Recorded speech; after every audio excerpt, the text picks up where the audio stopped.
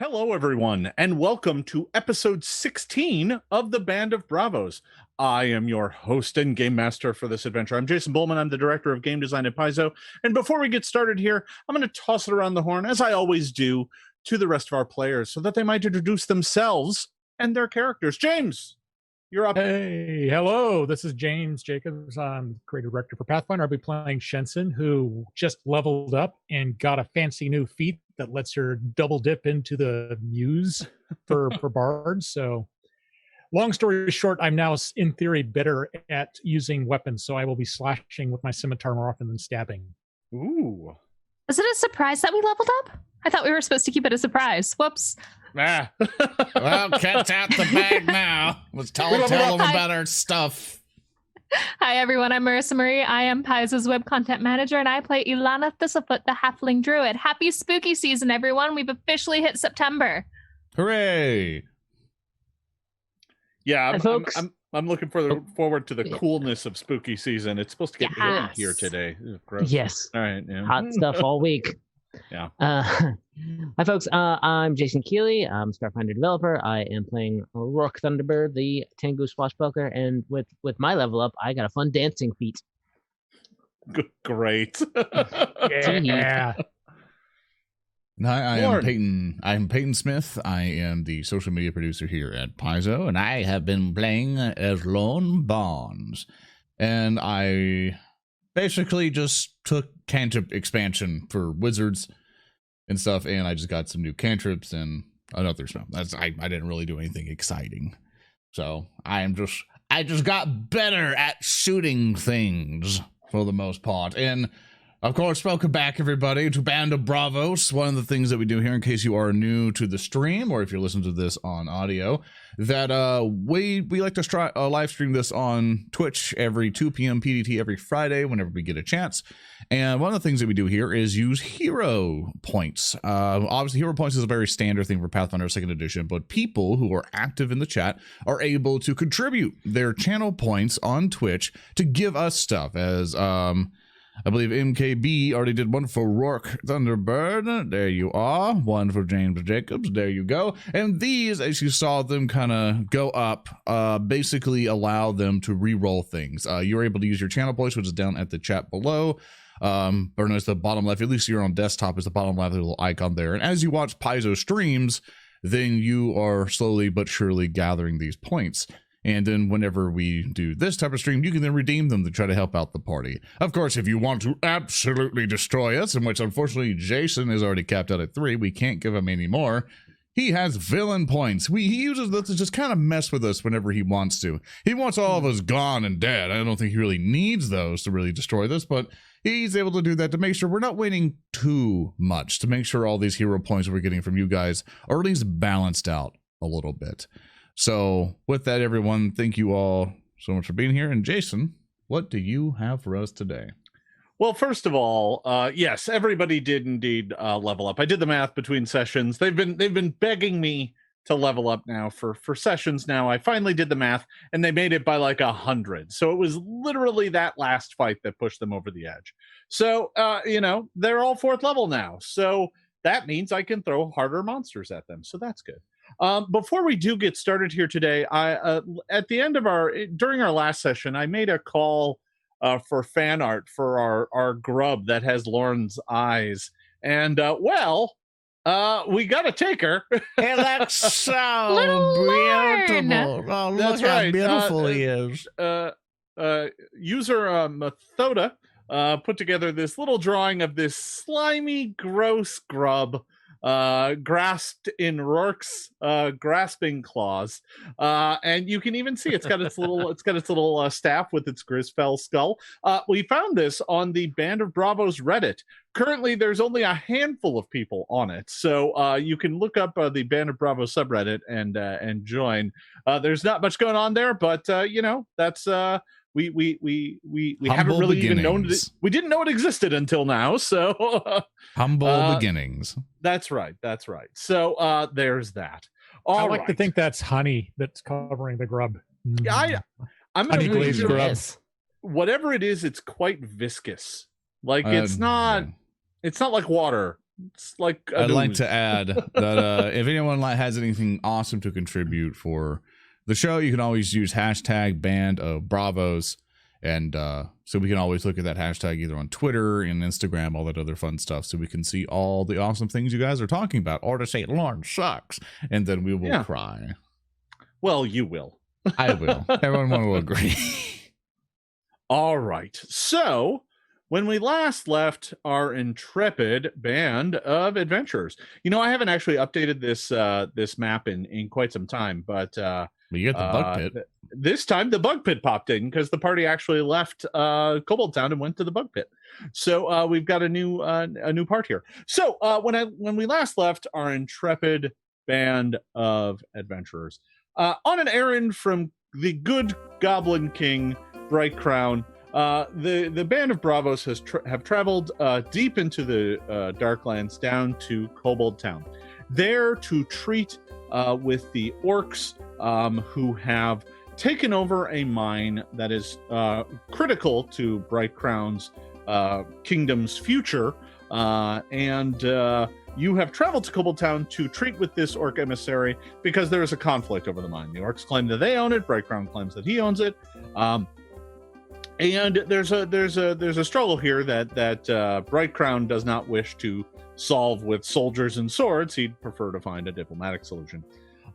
So you've traveled to Kobold Town. You've had some misadventures while you were there. You had to deal with, some big festivals, and then there's been this kind of subplot with the drow. But finally, the orc emissary, and that would be one Gargetha Clearsight, has finally summoned you. However, you quickly came to learn that this summons comes with some formality. You can't just arrive and speak with the emissary. No, you must bring a proper offering. And to that end, you began to ask around to try and find out what was the proper thing to bring the orc emissary when you eat. And as it turns out, the orcs find a certain type of beetle grub to be a delicacy, and bringing such a delicacy to the meeting might set it off on the right foot. So the party went to the market and asked around looking for these beetle grubs. But unfortunately, because of the recent festivities, they were all out. Nobody has any right now, and the stock has not been replenished. But you quickly learned, after much of a discussion filled with mech, that the place to go was to head out to the bug pits where these beetles are bred and raised for food. This led you back to your good friend Grollo. Oh, look at him and Mr. Grollo. His visage, his beady eyes. You went out and spoke with poor Grollo, who's very happy. He's back at his job at the bug pits, and he explained to you that the grubs that you are looking for are not quite ready, and because they just recently harvested so many, the beetles are very feisty, very protective of their young. So the only way to get one was to go in and get one yourself. This led to kind of a circus-like atmosphere as the party tried to distract the beetles.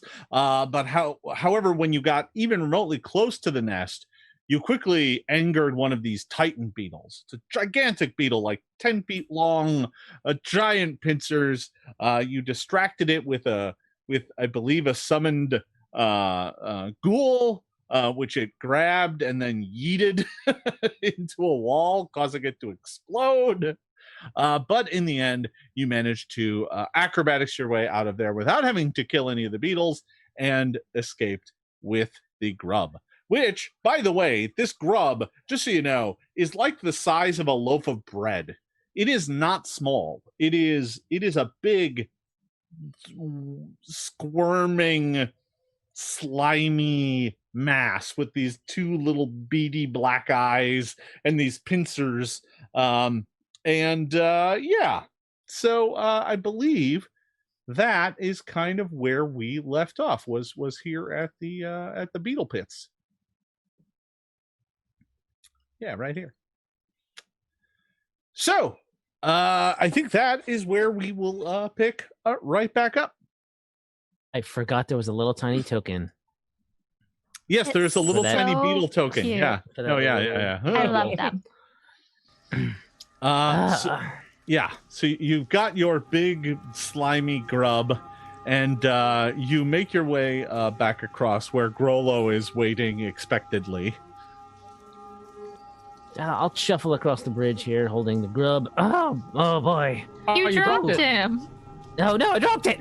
It is a can't token affect it. only I may move. Oh. Sorry about that. We got it, everyone. Take finally. a look back at the giant Titan beetle, who's probably ticked off for sure. Very mad. Yeah. Sorry, Mama.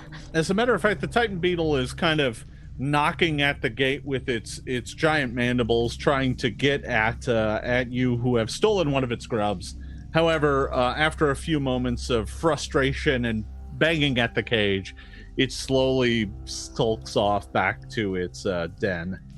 I quietly fight the urge to open the gate. All right. Well, Grollo is there, and he's like, "Oh, that was very dangerous. It's glad to see that you did not harm any beetles." Yeah, definitely didn't harm any of them. Right, fellas? I look back. Yeah, I think they're fine. We're just gonna eat this grub later, I guess, or give it to someone else to eat. And That's the only one we're going to harm. Yeah, the Grollo looks and he's like, "Yes, those are very big delicacy, very tender, very, very juicy." I see. Do you have like a takeout box for this grub? Like, He's like, "No, but I have a sack." excellent. A doggy bag. Gotcha. Can I have one? Yes. And he goes and they've got like over in this area here underneath the bins, they've got like, snacking beetles and things like that that they've harvested, and he goes over there and grabs a kind of a coarse sack and hands it to you and is like, "Here, on the house." I direct him to go over to Roark. I'm like, yeah, he's the one who needs it.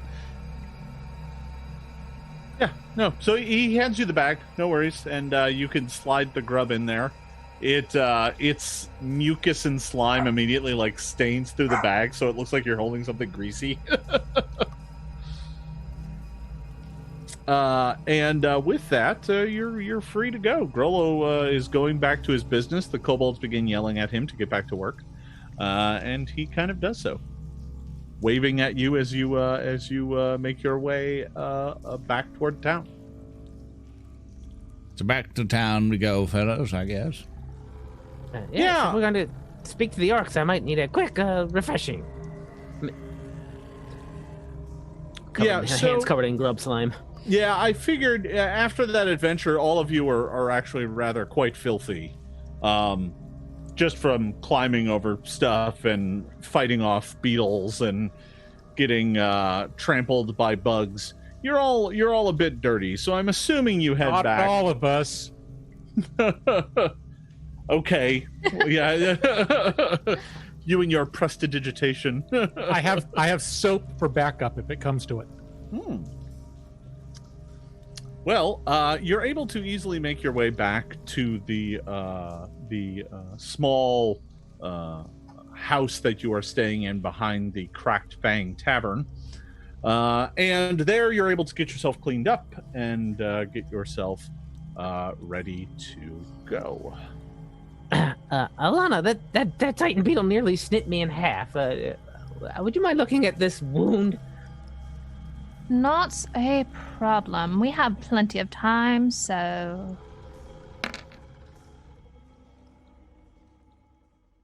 I will look at it for 5. That's some light looking at it. Yeah. Little water over it, clean it up. Yeah, I mean Thank you. That is the question. I mean, you do have some wounds. I'm wagering not too many, but you do have some. Oh, I've got a lot actually. Yeah. Oh, actually. All right, then. One moment. I'm at 1636th. What a That sounds like precise you need to lay fraction. down.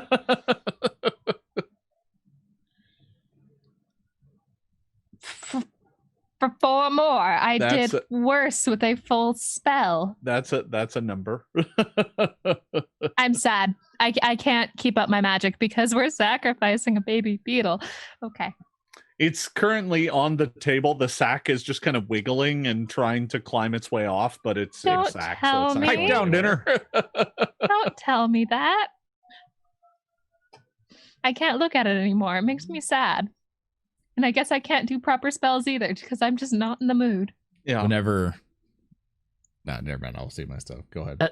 I think every once in a while there's like a quick where you catch Roark staring at the sack, kind of transfixed and smacking his beak. Do you do that bird thing to where you're quickly like moving your head left and then right, Yeah. turning your head, and one eye's looking at it, look back. Oh, never mind. And then a bunch of snacking beetles that I picked up from the marketplace. Are we absolutely sure they need a beetle? Well, we have to get in good with them. And they find it a delicacy. So I think this is our best chance, Ilana. Do any of us know like any cooking tricks we could cook like a fake one out of dough and raisins? Maybe the tavern. That's disgusting. Raisins? Ugh. Raisins. Oatmeal grub. Ugh. A giant croissant. So the first night you were here, actually, and it was in the middle of the festival, you were actually served one of these. You've actually already tried one. They are actually very delicious. They Yes, I just didn't realize how they were farmed. well, you know. They weren't just walking around picking up random beetle grubs. Like, hey, look this. Let me think. Beetles, don't they lay like 1,000 eggs at a time? They won't miss one. Yeah, Let no, me think they were found in the really wild do. as nature intended. They Oh. really to be clear, that pile of grubs had like hundreds of grubs. I did make sure to pick the cutest one though. Yeah, it's got like big eyes and they kind of sparkle. Does he make like little? That's why it has thorns noises? eyes. Yeah, sure. Yes. Yes, it makes little noise. Aw.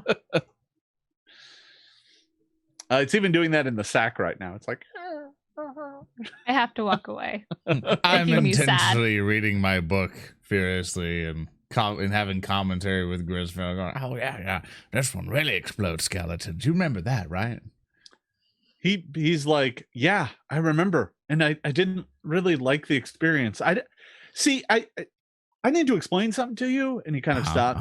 He's like, so I've died a lot lately, and I didn't like the experience the first time. So, okay. I mean, could you stop it? No, I gotta go back to reading. I come back in and I rub my hands together. I was like, all right. I might not like the way we're going about this, but you guys still need to be taken care of. As you're sitting there looking at his book, he tries to slap it out of your hands, but his hand just goes straight through it, and he's like, huh, and then vanishes. All right. I hope you guys are feeling another 11 out of how much? Yay! Thank you. Thank you, All right, Ilana. So you're able to get some healing, and you're all feeling pretty good. All right. When are we supposed to meet the orc emissary? The invitation was open standing invitation, so it's whenever Just you're whenever. ready. I mean, it's not very late, is it? We went out in the morning. You're in Kobold Town. There isn't really day or night. It's clear that the city divides itself kind of into two periods. One is when a lot of people are out and working and the markets are open, and another is when restaurants and taverns are open. But that's kind of it, right? So like various shops are open in one of those two. They don't really Okay. call it day or night. They What just time call of it cave is it? market or meal is what they tend to call it. And right now it's market. Ilana, Yes, Lon. could you do me a favor, dear? Could you take the Uh-oh. grub? I mean, none of us know how to prepare this thing, and it seems the tavern owner knows how to prepare this thing. Do you mind personally delivering that grub to him so that he may prepare it as a fine dish for us to take to the orcs in the morning? I've made you mad in a past life, haven't I? Yes. And I pick go up the back to grub and I reading my walk out the door. As you pick it up, you hear a little. So you make your way into the tavern, and you find Snelk hanging out. He's behind the bar, and he's like, "Hey, what's up?" Well, first, I'm going to roll will, not to just let it go. Okay, 14, 25. I'm not going to let it go. I didn't have trip. There wasn't an accident. Somebody didn't run by and steal it from me because it's such a delicacy. Oh no, I tripped. We have to go get another beetle grub. Oh no, there are no more beetle grubs left. We have to find them in the wild. 5 episodes later. It's January. Still looking for a damn beetle grub. How would we know it was January? We're back in the offices and just staring at each other. We've been looking for grubs for months. The funny part is you think we're ever going back to the office. All right, now, so anyway. Oof, too real. All right, Mr. Snelk. He's like, hey, what's up? I hold out this bag and I unfold it really quiet like so nobody can see. It's like, do you think you might be able to prepare this for us, Mr. Snelk? I mean, I can. Is that the one you're going to serve the emissary? Because you should probably bring that raw. You don't want to cook it now. It'll be cold by the time you get there. Raw? Yeah, well, I mean, alive, right? Isn't he a cutie? And he kind of reaches forward and scritches its little mandible. Doesn't he have Lorne's eyes? Oh, he kind of does. Okay. And I kind of quietly and sadly fold the blanket back over him. And it's like, all right, thank you for your assistance, Mr. Snelk. He's like, yeah, no problem. You wanna bring a bottle of mushroom brandy as well? I suppose. Yeah, and I sure. slide a couple of copper gold across the counter to him. It's a couple silver for a nice bottle. Silver. Yeah. Okay.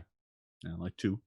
All right. So you make your way back with the still squirming sack to the rest of the party. Everybody's gotten cleaned up now. You don't really have fine clothing with you. You're all just in traveling garb. We didn't bring our performance clothes? No, we wouldn't have. Well, I mean, you have performance clothes, I would assume, but they're kind of garish theater outfits. They're not like necessarily what you would wear to a dinner. I mean, Roark got a cool new cape, so that's true. But it makes me look boring. Yeah. Yeah. Hard to imagine a boring looking Tengu. Well, we have the theater clothes, which are definitely going to make a statement, or we have traveling clothes, which is, armor and dirt. Or we could go back to the market since it is market time and buy fancy duds. You certainly could. Yeah, but that costs money. But that's what money is for. Well, how about this? Shensen, I believe you are an expert on fancy clothing and whatnot. I don't know how the rest of the group feel, but I vote Shensen goes on a shopping spree for us and allows Shensen to pick all of our garments.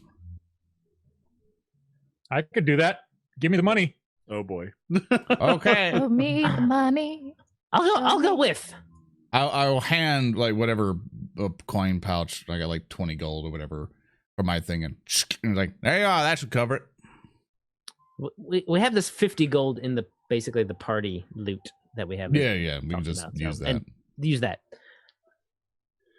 So, fine clothing is, anywhere from, 2 to 50 gold, depending on how much you want to spend. Obviously 50 is like you're wearing the king's garb and it's, encrusted with minor gems and, has gold lace and stuff. For just a 10 gold pieces more, it can be a dancing scarf. I'm just saying. But for like 2 gold per person, you can get, things made out of nice silks and, new leathers and stuff like that. So, All Jason, right. I realized that I purchased fine clothing at the beginning of the campaign, for Roark. He's always been dressed in my, but I think he needs a new outfit because this one's gotten pretty dirty by now. Yeah, so I don't have any other clothing.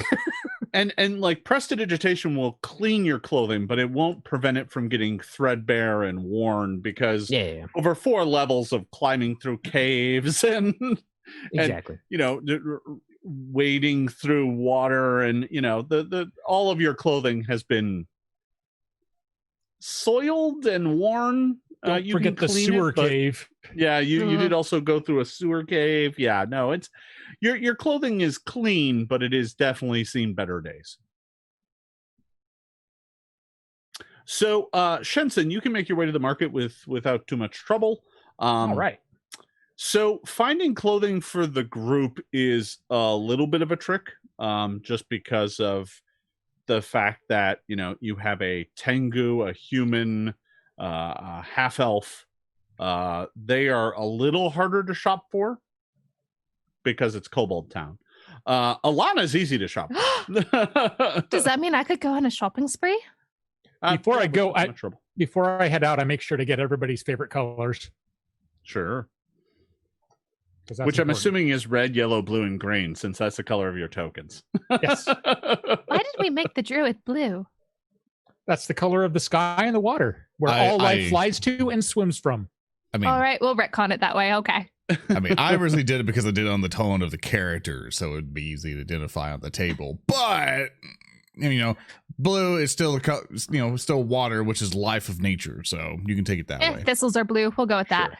Sure. Yeah. No, it all works. It's fine. All right. So you're able to go get clothing. It's not really that big of a challenge to do so. I try to make it a challenge. Well, it ends up being a bit of a challenge just because you have to wait to get some of it tailored. Because not all of it's going to fit, especially Roark. Roark is the tricky one, considering he has tail feathers and it's worth it in the end. Yes, plumage. We must accent the plumage rather than hide it. Well, yeah, exactly. Yeah. All right. So they can have the clothing ready for you tomorrow, though. So the party has a day to rest and get their ease. You have no idea how long this grub is going to live for, especially now that it doesn't have any food. Oh, I have an idea. Ilana, could you please take care of the grub? 27. What do I know about taking care of grub younglings?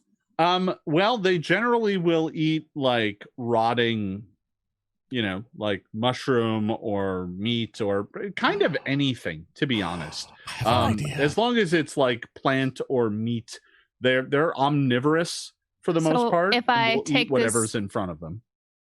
So if I take this little baby grub out to the garbage pile behind the cracked fang.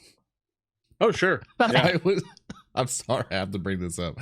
I was planning to do Raise Undead and put Grisfell or somewhere and just all right, Grub, go after Grisfell.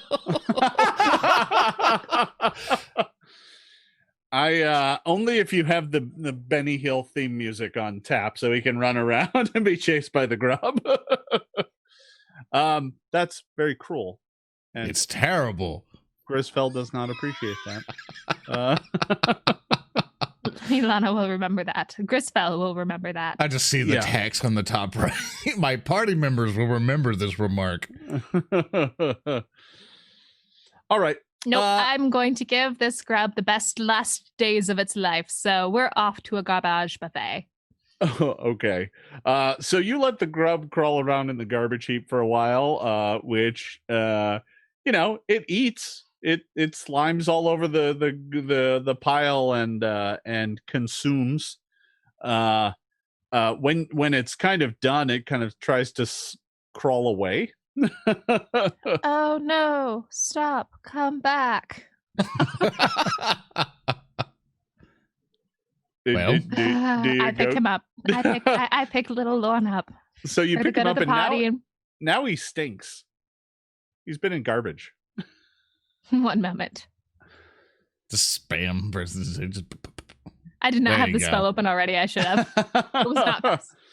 All right, so you prestidigitate your grub.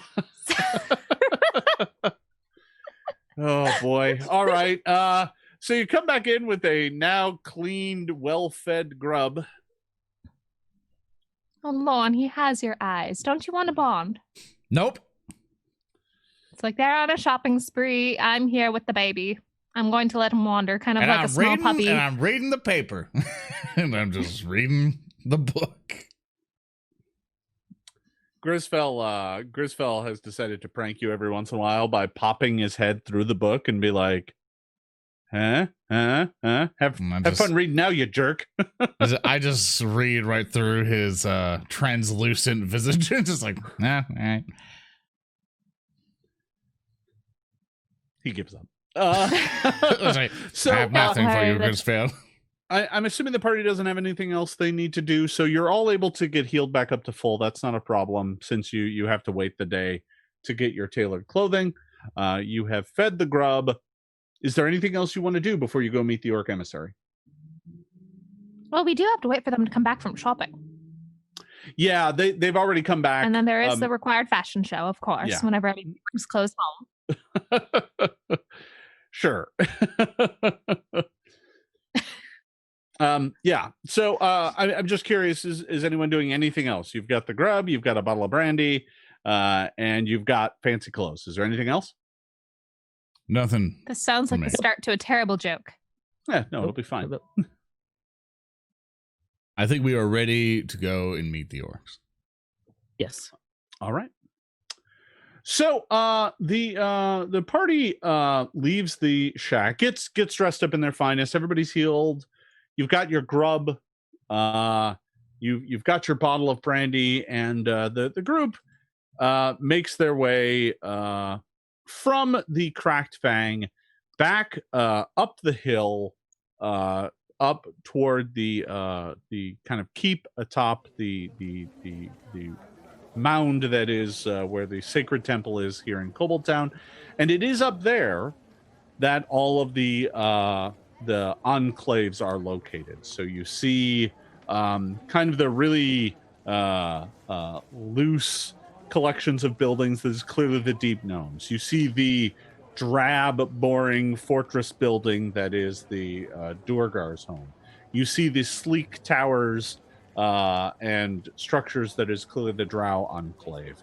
And off to one side are kind of the well-made but not quite as ostentatious, a little. I mean, the Duergar fortress is very drab and plain, but the other ones have some. They've clearly spent some money to make them look nice. They have nice stone. They have nice ornamentation. It's nicely carved. The orc one is a little plain by comparison, and you make your way up to it, and there are some orcs outside dressed in finely made leathers. And as you approach, one of them looks at you and goes, "What is your business here with the orcs of the Watchmaging Rock does not of the I just lost my place in my notes. The orcs of the hold of the Evervault." We are here to speak with your emissary about a matter concerning the mine up top. And we bring deliciousness and wonderment for the meal to come. Has Clearsight given you an invitation? Yes. So if you recall, they presented you this like leather invitation in the previous session, and you still have that. Yep, I showed off. All right. The orcs look at each other and nod. And with that, they escort you inside their kind of compound. You're taken through the kind of outer wall into kind of this area where there is like, it's a garden in that there are kind of rows of fungus growing. And between these rows, there are kind of practice yards. And you're taken to the back of the compound where there is what looks to be like a manor house. It's circular, and its roof rises up to a chimney that is emitting some faint smoke that even from this distance you can tell has a very pleasant smell to it. And the orcs take you up to this very earthy, very kind of spiced. And they take you up to this building, and one of them goes inside while the other says, "Please wait here. We will inform the emissary of your arrival." And a few moments go by, and the door opens up, and the orc that went inside says, "The emissary will see you now." And you are escorted inside. You are taken into a kind of central chamber. It looks like this building has like a central chamber, and then along the outer wall are all the other rooms. But you're taken to this central room, and it is dimly lit is the wrong term. It's lit by this central fire that is in the middle of the room, and above it is this great chimney pulling the smoke up into the ceiling above. And all around this fire are these benches with these fungus mats on them, which is typical in a lot of places here in Cobalt Town. And hanging on the wall all around the room are these beetle shells. You think they might be beetle shells. Some might be other cave arachnids or things with shells, like maybe crabs even. All of them, though, are like scrimshawed. They have carving all across their surfaces, making a variety of decorative patterns and symbols that don't mean anything to you, but you see them repeated multiple times.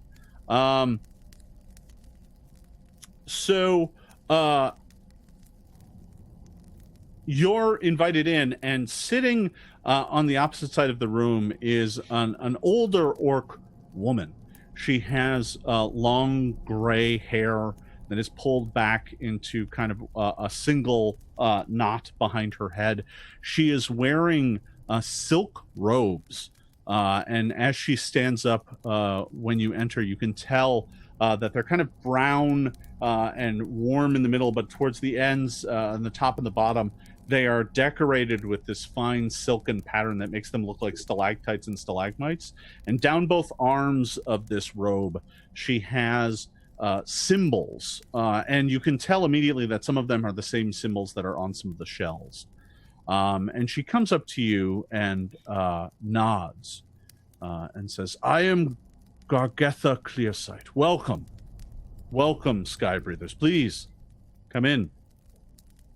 I have been informed that you wish to speak with me, but before we get down to any such business..." And as she's saying this, through one of the side doors, a young orc boy comes running into the room. And he can't be more than 6 or 7. And he has some toy, like, looks like it's made out of mushroom wood and moss and fungus, but it looks like a bat. And as he kind of pulls the legs, its wings flap. And he's kind of flapping it around the room, and Gargetha's like gives a warm smile as he goes running past. And she says, "Herrick, I have guests." And Herrick kind of pulls up short, seeing you, not realizing that you were there, promptly moves to stand behind the hem of his, you would assume mother's, robe, and kind of looks at all of you. And she looks at you and says, "You will excuse my son. Herrick is energetic."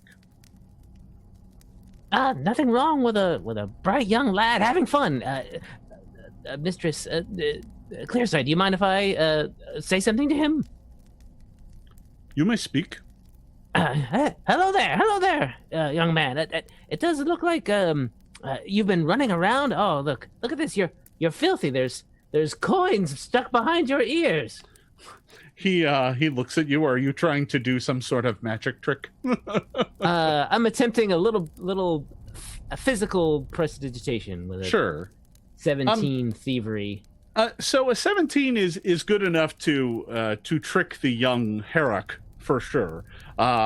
You're pretty sure Gargetha just saw what you did, but but the young boy was easily fooled by your trick and looked at you, and he looks at you and speaks in Orc. Do you speak Orc? No. Okay. He speaks at you in a tongue you do not understand, and upon seeing your confusion, Gargetha looks at you and he says, "My son is curious as to what manner of creature you are. He does not know what you are."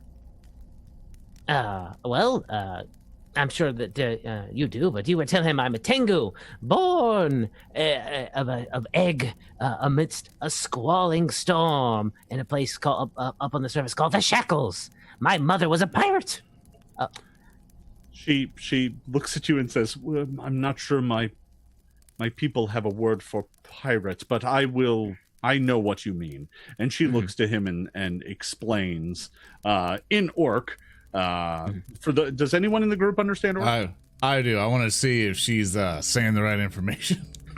She actually explains that he is from the land of the sky above, and he was born in a place of great storms, traveling upon great seas, like our very lake that we have here, but thousands of times bigger. And his people would travel these seas and battle with those that they came upon. And the young orc's eyes go very wide, and he says something in Orc, and he's basically asking, "Is he here to sail our great lake?" And she says, "No, he is here for other business. Now run along." And she kind of taps him on the shoulder, and he takes his bat and he kind of flaps it as he goes running off through one of the other rooms. And Gargetha looks back to you and says, "Ah, yes. Well, he is a curious boy for one his age. It is good. It is good. Please, be seated. Be seated." I understood none of that, but it was absolutely adorable. She smiles.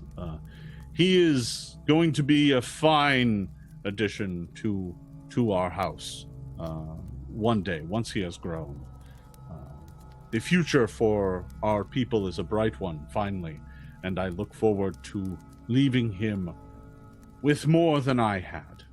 And she smiles warmly. And looks at you and holds open her hands. You come bearing gifts. Yes. That we do.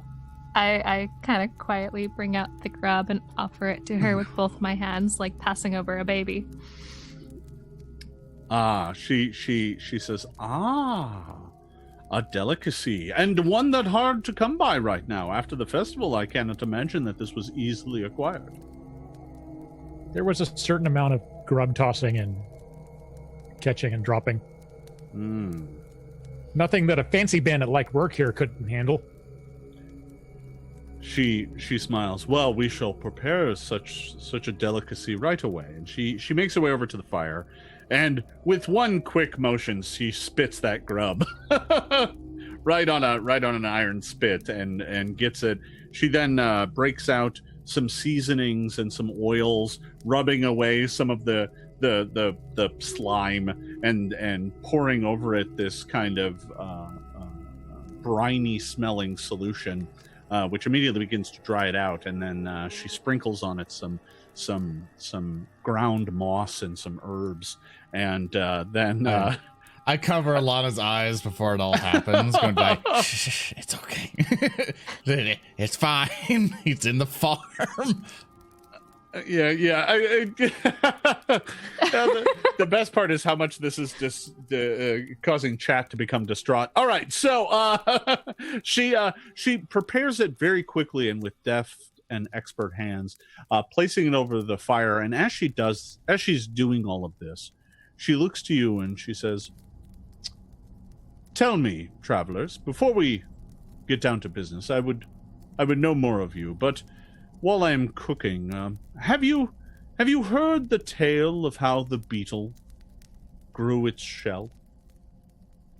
Do I know this tale, or is this a cave's tale? You have never heard of it. Okay. I assume there's like a log. We always love or to hear a something. good story. Yeah, I assume there's like a log or something that we can sit down for story time. There are benches around the fire, right? That as she's preparing and cooking this beetle, this grub, she begins to tell this tale. She goes, now, as I'm sure you are well aware that you know that the beetle, it is known for its hard shell and its untrusting nature, but it was not always so. And as she's doing this, she's rubbing down the grub and preparing the spice mix. When the beetle first came to this vault, it was kind, it was trusting, and it wanted to work with the other creatures of this vast place. In those early days, life was good for the beetle. It had many children. It had plentiful food, feasting on the crystal mice of the earthen depths and the water moths of the great still lake. It had plentiful medicine, harvesting the fungus of the black mire. But it was not to last. And on this, she's sprinkling seasoning over the grub.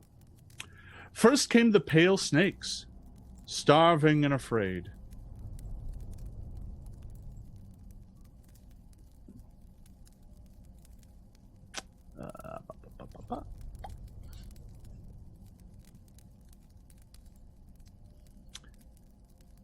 The snakes came to this cave. They were hungry.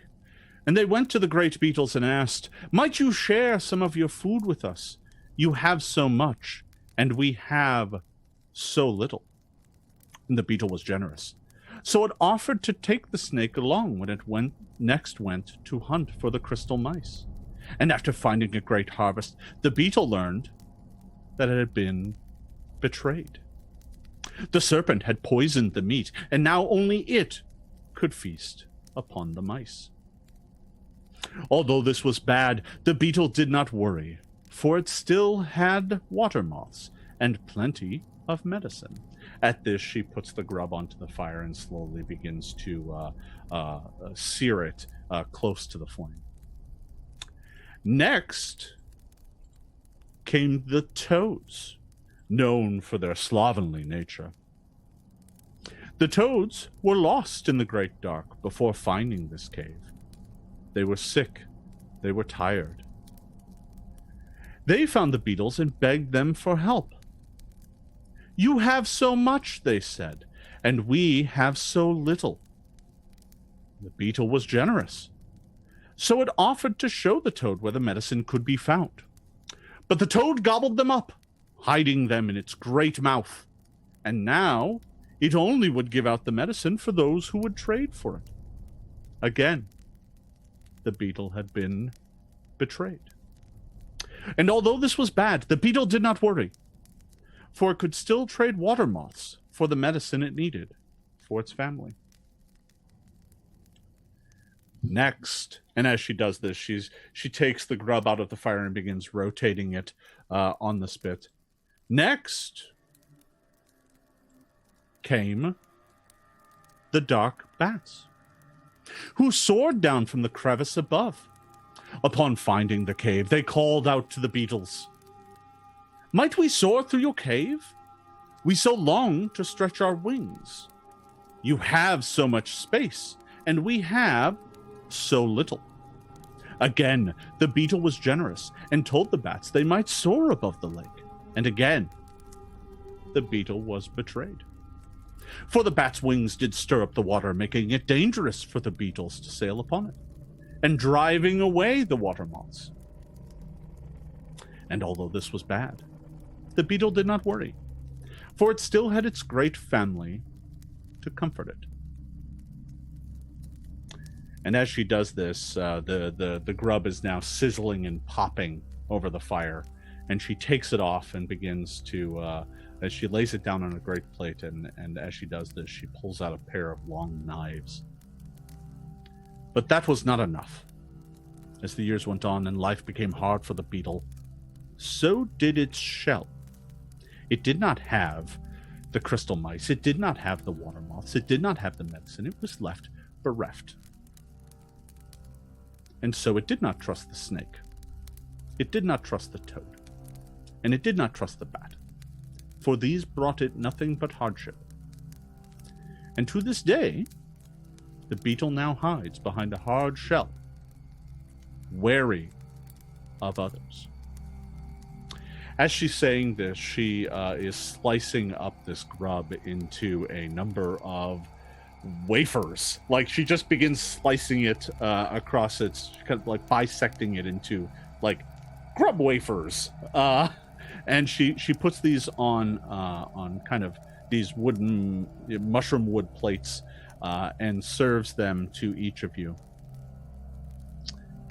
She says, "I hope you enjoyed my tale and my cooking," she says warmly.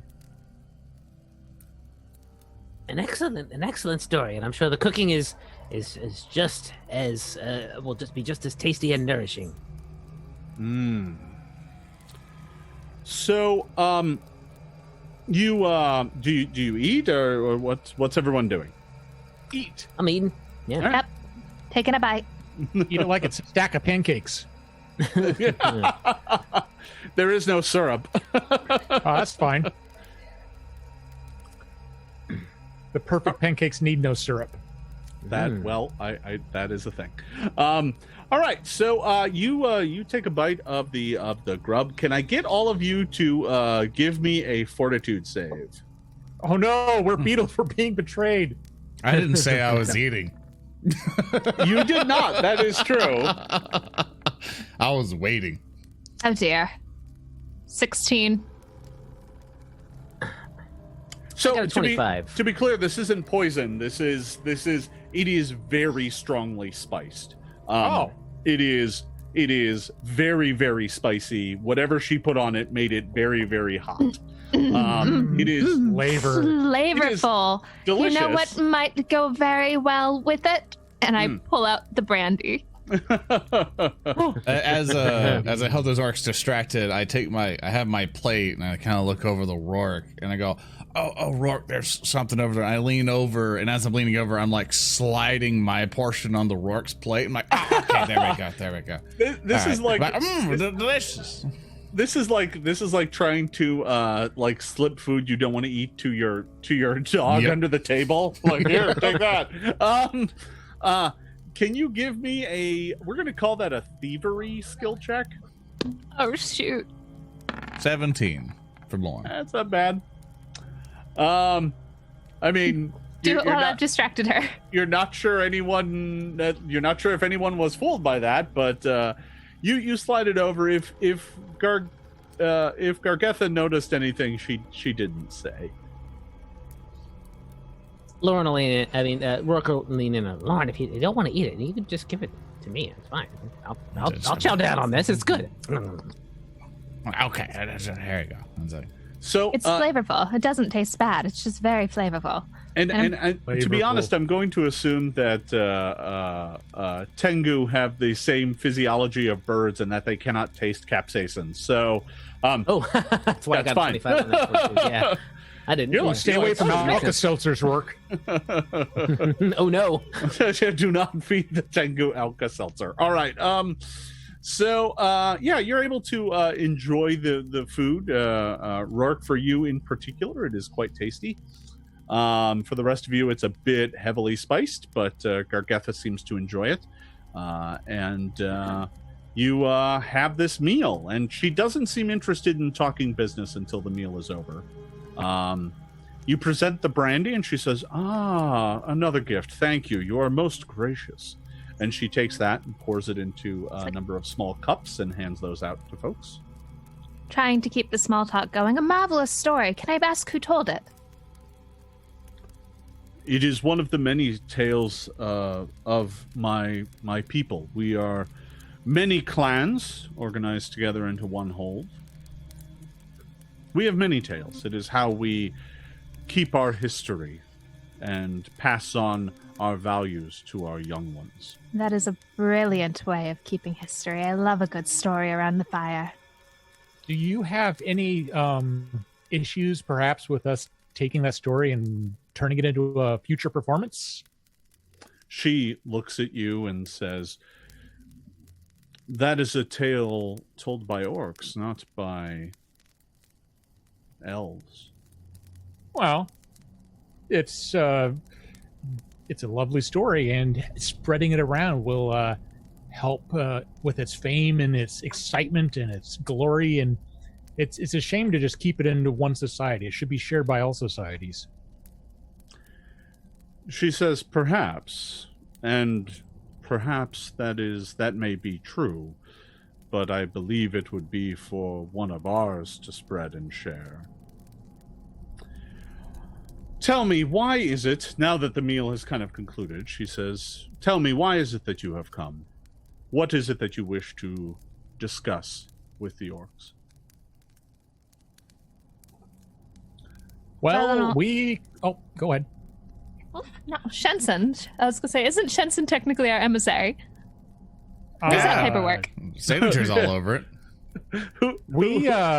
It does have a giant Shensen on it. Yeah, well, that's true.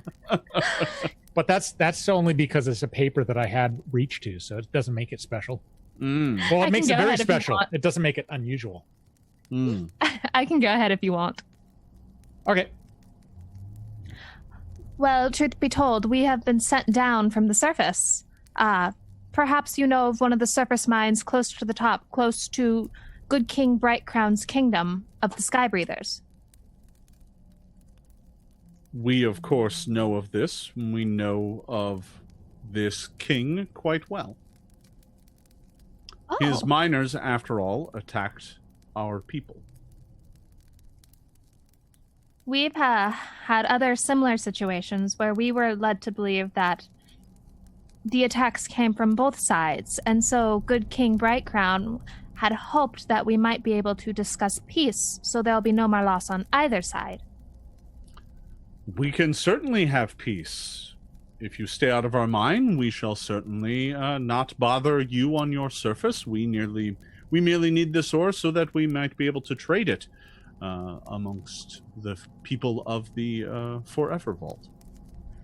And that is also why the Sky Breathers would like at least a little access to the same mine, because they need to be able to trade it as well, so they can take care of their people. She looks at all of you with a measured glare. Not to take it, but to share it. My people have been struggling. You got 3 points, Ilana. She says, my people have been struggling with this mine and the foul creatures that live within it for generations. We have fought them and kept them at bay, keeping them from reaching our homes. We have mined its depths where there was thin veins, never able to reach the richer veins above because of the dead that walk. They claimed many of our people in the early days. Why do you have any more claim to this than we do? I wouldn't say one has more claim to it than the other, but is sharing not beneficial to both colonies? The Beetle shared. Look where it got him. My people do not have an easy life here in the vault. We are located on the northern shores. We cannot fish because the cloakers, they hunt us in the darkness. We cannot farm because we do not have the soil of the mire. And we could not mine because the mines were filled with the dead. Why is it that we should trust you? I lean over the Shensen as I'm going, would you like to bring up, Shensen, that good King Brightcrown has many soil up top full of turnips? Pumpkins. Was it turnips? No, it was pumpkins. My bad. I'm thinking of the other adventure that they have an excess of it, let's say, that could be used to sweeten the deal, maybe. Share the mine will share the soil? I could. We have access to the mines, access to some farms. I could bring that up, but she's actually making a lot of good points. I mean, She is.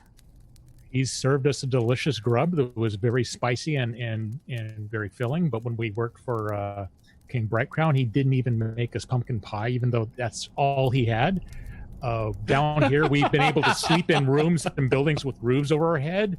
That was not something we were ever afforded by King Brightcrown. And our time down here, we've been able, and we found patrons and support to perform for people, whereas King Brightcrown barely allowed us to do anything before he kept sending us into these dangerous undead-filled mines. So we did I'm get not paid. so sure that Brightcrown deserves any of that mine. Oh my, you do have a point. Maybe, if not the mine, just broker peace between the two of them and they can at least trade. Trade farmland for mining equipment and supplies and... Aye. That or trade food for ore. Yeah, I mean, I do mention to her that there is a lot of soil up topside. I mean, they grow a lot of pumpkins in there. They aren't very imaginative beyond that because they don't grow anything else and they don't make the best things out of the pumpkins. So they can certainly do better, and they can certainly benefit from if you have a lot of lore and tricks and information about how to farm. You just lack the soil. I suspect you could bring a lot of innovation to them up at the top, and then in addition, in return, by letting you use the soil to make more food, you'll get access to a whole bunch of new new resources that you'll be able to spread your power, flaming glory, and make your tables filled with delicious repasts. And in return, if you allow King Brightcrown's miners access to the upper levels of the mines, I think that would be a delightful solution for both sides at hand. It's not a case where we're asking you to just be generous and give. This is a reciprocal situation where they have something that you can use and you have something they can use, and working together, you can be much stronger than working alone. Well, benefits for both sides. Indeed, that might be an acceptable solution. Understand that it is not one that I myself can broker. Such an important decision can only be decided upon by our elders, those who head each of the individual clans that makes up the hold of the Evervall. But understand that what you offer is difficult for my people. We are not farmers. We have not lived such a life for many generations. Fishing, that is something that we can do and have done, but do so at great risk. We instead oftentimes trade what ore and what materials we can harvest to the drow for fish, for they seem to have a much easier time of fishing for some reason. The cloakers do not hunt them as they do us. Worse still, we do not even have much in the way of boats. The boggards will not trade with us as they once did. There may be an opportunity here. I can present you to the clan elders, but they have no reason to trust you. Their first experience with you and the other Skybreathers was to be attacked. We had miners exploring the caves.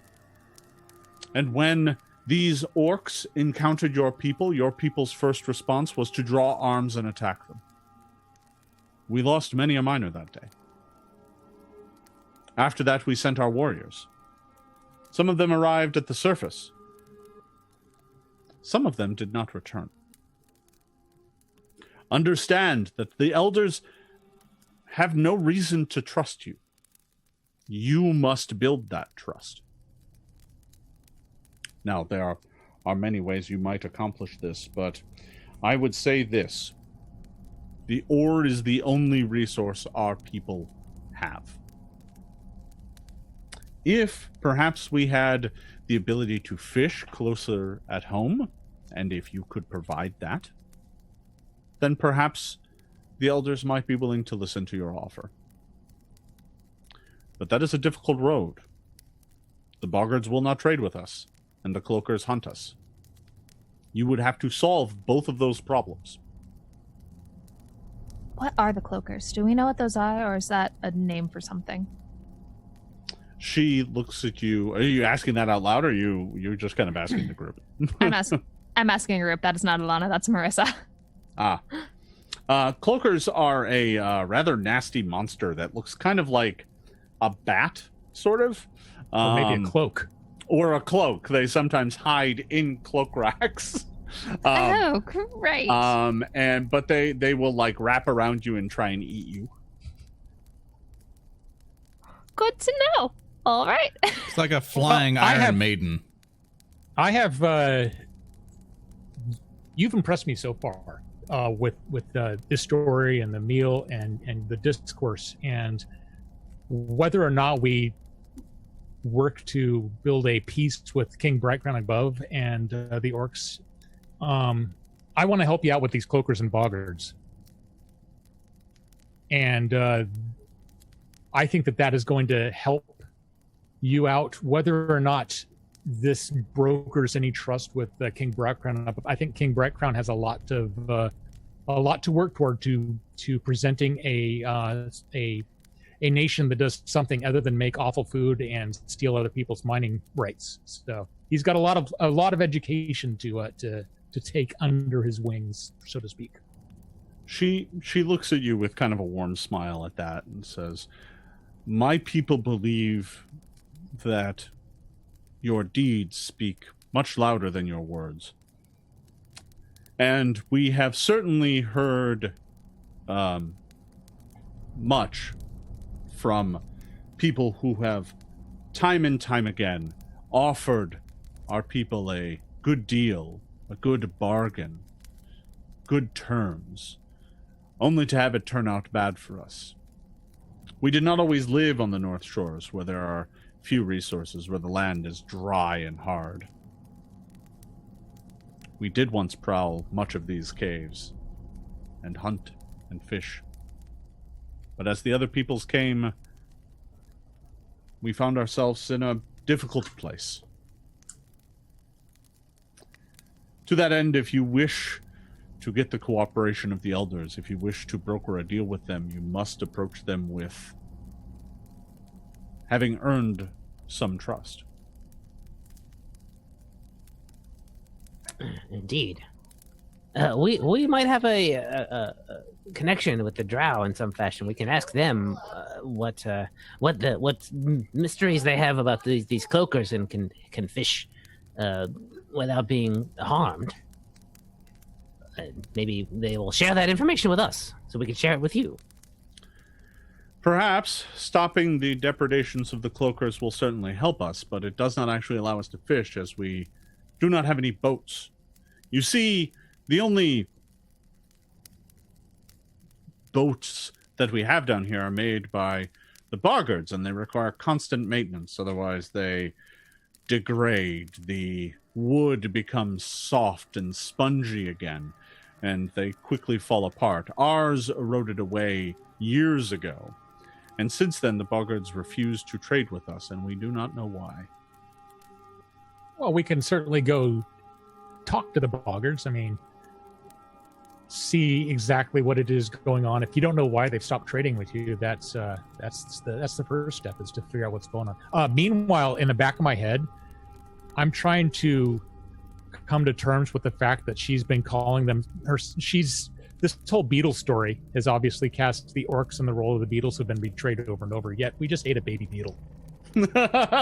You did, yeah. So there's symbolism there that I'm not sure what it means, if it's intentional or if it's just something that is like a who knows.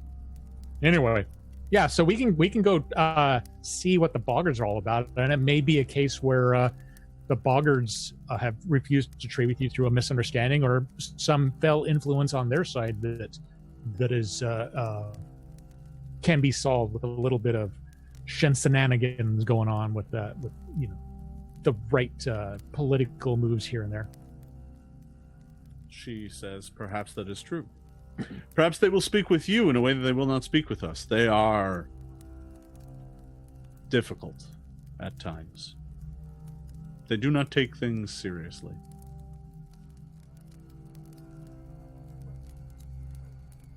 Maybe, well, no. And again, in the back of my head, maybe it's because people keep calling them toads instead of frogs, but we'll see. I'm sure there's a huge war between the frogs and toads over hopping rights.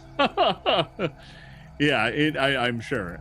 So she finishes off her cup of brandy now, and pats her stomach and says, "Ah, it is good warmth."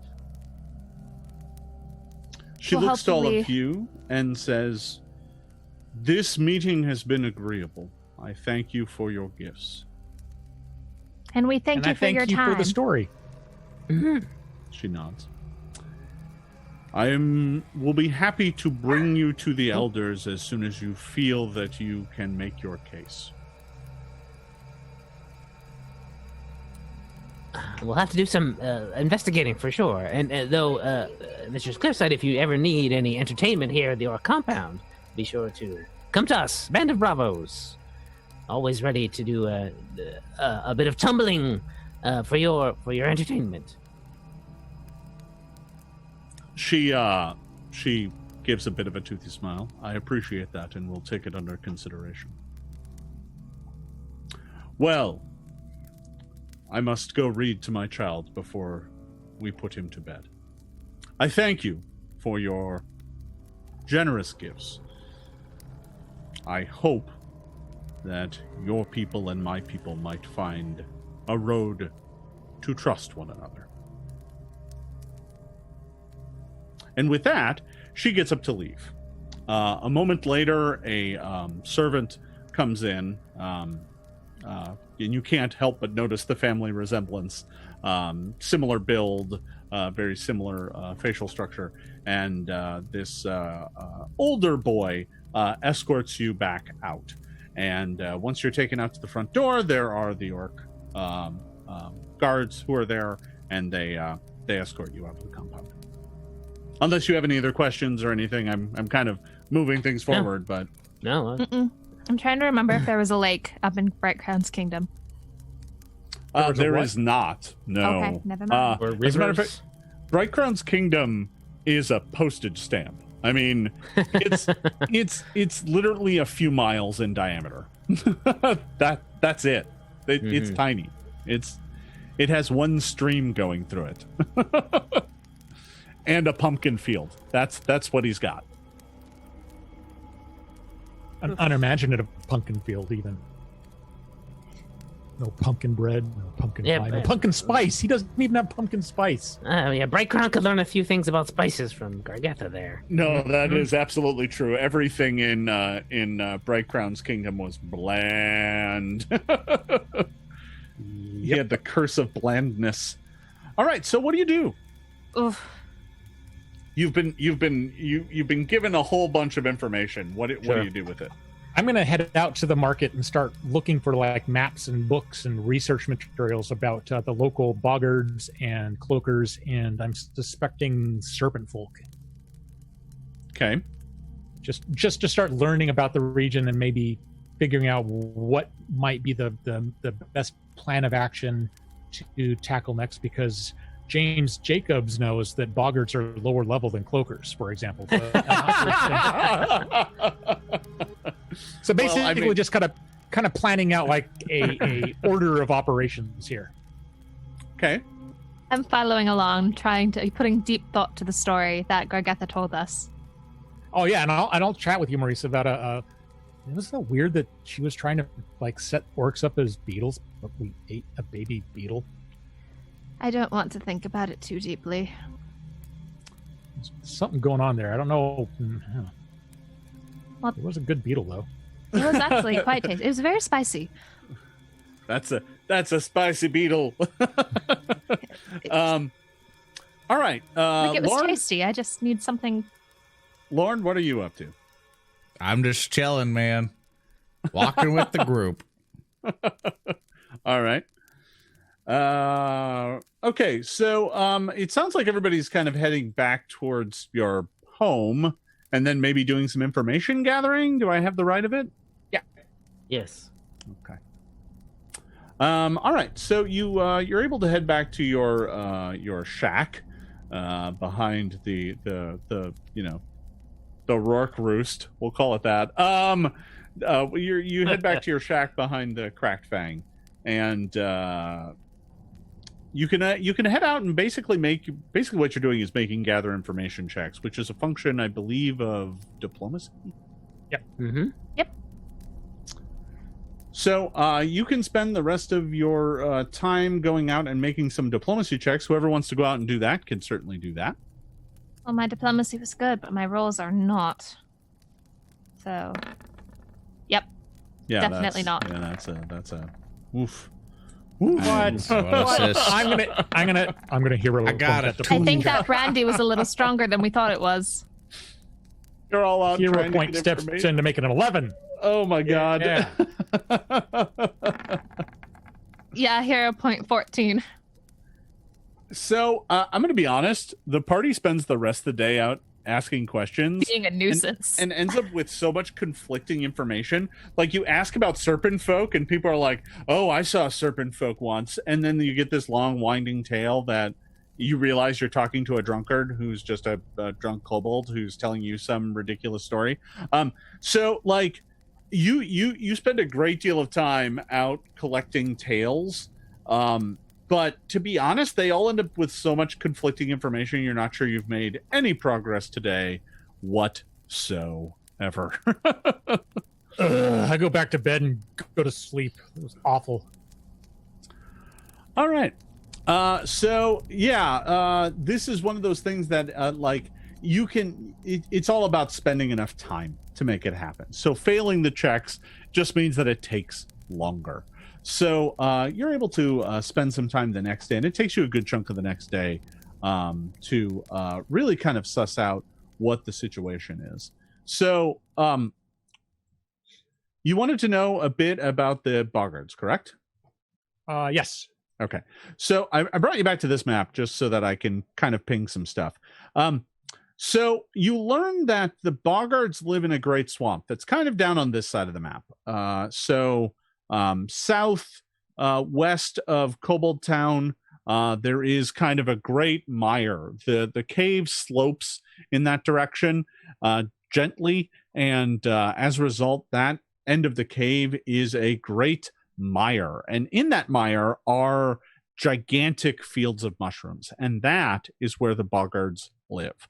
They are the ones who provide most of this mushroom wood to the folks of Kobold Town. And you quickly come to learn that only they provide this mushroom wood to Kobold Town. Other people can grow mushrooms. That's not a problem. But they can't get it to hold up like wood the same way that the boggards do. It's a closely guarded secret. Nobody knows how they do it. That's what you learn. So when you're shopping around town, you do find some boggards who are selling mushroom lumber, basically. And they've got, planks and planks and planks of it that are like grown out of stems and sliced into basically 2x4s. But it's clear that it's not just mushroom. It's been treated with something. And that's what helps make it hard and resilient. I bet it's melted down dragonflies. Who knows? No one in Kobold Town certainly seems to know. Although in that first day, you did hear like 3 or 4 different theories from like, it's jellied boggard egg to the saliva from their tongues to ground up dragonfly, glow parts to, it's all over the place. So yeah, you don't really know. Yeah, I do blame Kobold Town for my failed gather information and not my awful roll. Sure. So what else did you want to ask about? Well, now I'm wondering if we were on the right side, siding with King Brightcrown in the first place. Oh, I'm not wondering at all. It's like, I want to help them because everybody would benefit from being able to work together, but I think for now, let's focus on helping the. We help the orcs. We help all Kobold Town. We spread around the information on how to make mushroom wood work, or find out if these cloakers are really just troublemakers. And I also feel like make we were this place misinformed about what really happened in the mines the first time. What else were you looking to learn about? I'll look into the cloakers as well. So that is an area where I will need you to make another diplomacy check, please. Can't be worse. Oh, don't say that. Oh, that's very good.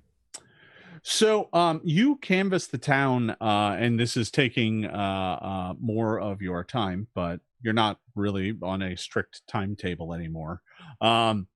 So you ask around, and well, to be honest, most folk don't know about the cloakers. They know much about the cloakers.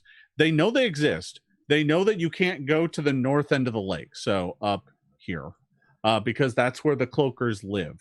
There is a great waterfall in that direction that the kobolds talk about, and the cloakers live in the caves that surround it. That area is very dangerous, and those who venture out into the water in that direction, especially once they get north of the Forbidden Island, that's where it's dangerous. Pause. I now research what the Forbidden Island is. Yeah, right. Yeah, I know. I can't offer name drops like that without ending up having to discuss it. So, give me another check on that, please. Oh yeah, that's quite 28. Good. Again, this falls in the realm of things that people in Kobold Town don't know much about because it is forbidden. So there is an island in the middle of the Hungry Lake, which is what the kobolds call it, that is forbidden to walk upon. And those who venture onto this island suffer horrible fates. It is said to be cursed. When they say Forbidden Island, do they use the same inflection as when they say forbidden about the slime cult? They do, yeah. They're like, forbidden. It is forbidden. Is it because there's slime cultists on the island? No, as a matter of fact, they are very clear that it from all those who have sailed near it, they know that they say that there is nothing living on that island. But that is located kind of like in the middle of the lake. Well, we could go on an adventure. I suggest adventuring south to talk to the boggards first. By the way, you did also learn that the orcs are up here, by the way. That's where they're located. Kind of on the north shore of the lake. It's not a great place. And they're not allowed to move any farther south at all because borders. Well, you're getting the sense that like it's not so much that this area is like divvied up in borders, and it's not like there are hard lines. It's just there are only some places where it is kind of habitable. And asking around, there's apparently a good network of cave structures that the orcs live in up in that direction, but you know, they can't just move somewhere else, right? The fields around Kobold Town are pretty full. And there just isn't a lot of other land that makes sense, apparently. The Drow, by the way, live across the lake on the northeast. Ooh. Now I'm intrigued by that. Is there a Drow town? You ask around and there's like, well, there is their fortress is that way. Is it anything like the Durgar fortress? Nope. There's no way it could be anything close to that. It's going to be fancy and glowing with purple and blue lights and all sorts of magic stuff and exciting histories and yeah. You sound like you've been there before, Shensen. Maybe. That sounds like a story. The kobold you're talking to about this is like, yeah, I mean, I guess. I also hear it's surrounded by a giant moat of slime. Oh, so it's cultist drow. Still, the slime is a color that you would never see come within like 100 feet of a Durgar fortress. The kobolds look at you and go, That place is forbidden. Forbidden. Jerk that our place is- fortress? Forbidden. That place is Yeah. Forbidden. it's a mecking mess. Did you say it was a meckin' mess? Yes. Glad to see that is catching on. All right. All right. So you've spent a few days. I mean, the party can kind of rest and resupply as much as you want if there's something you want to do. I mean, it's kind of up to you. You tell me. Can we take maybe like a week to just sort of hang out, For an relax, expedition? and plan and all of that, and then so I can retrain out of my obsolete feat? That's up to the group. You tell me. That's my vote. Sounds good. I can look at our loot and whatnot. I have we no need problem anything. with it. All right. Okay. So it looks like the group is going to spend, you've already spent a few days. To be honest, you can get started on that process already. So, and the rest of the party can do some performance and stuff. So the party can spend a little bit of time. The question I have for you though is after this week is up, and we'll deal with that. Where are you going? What's the plan?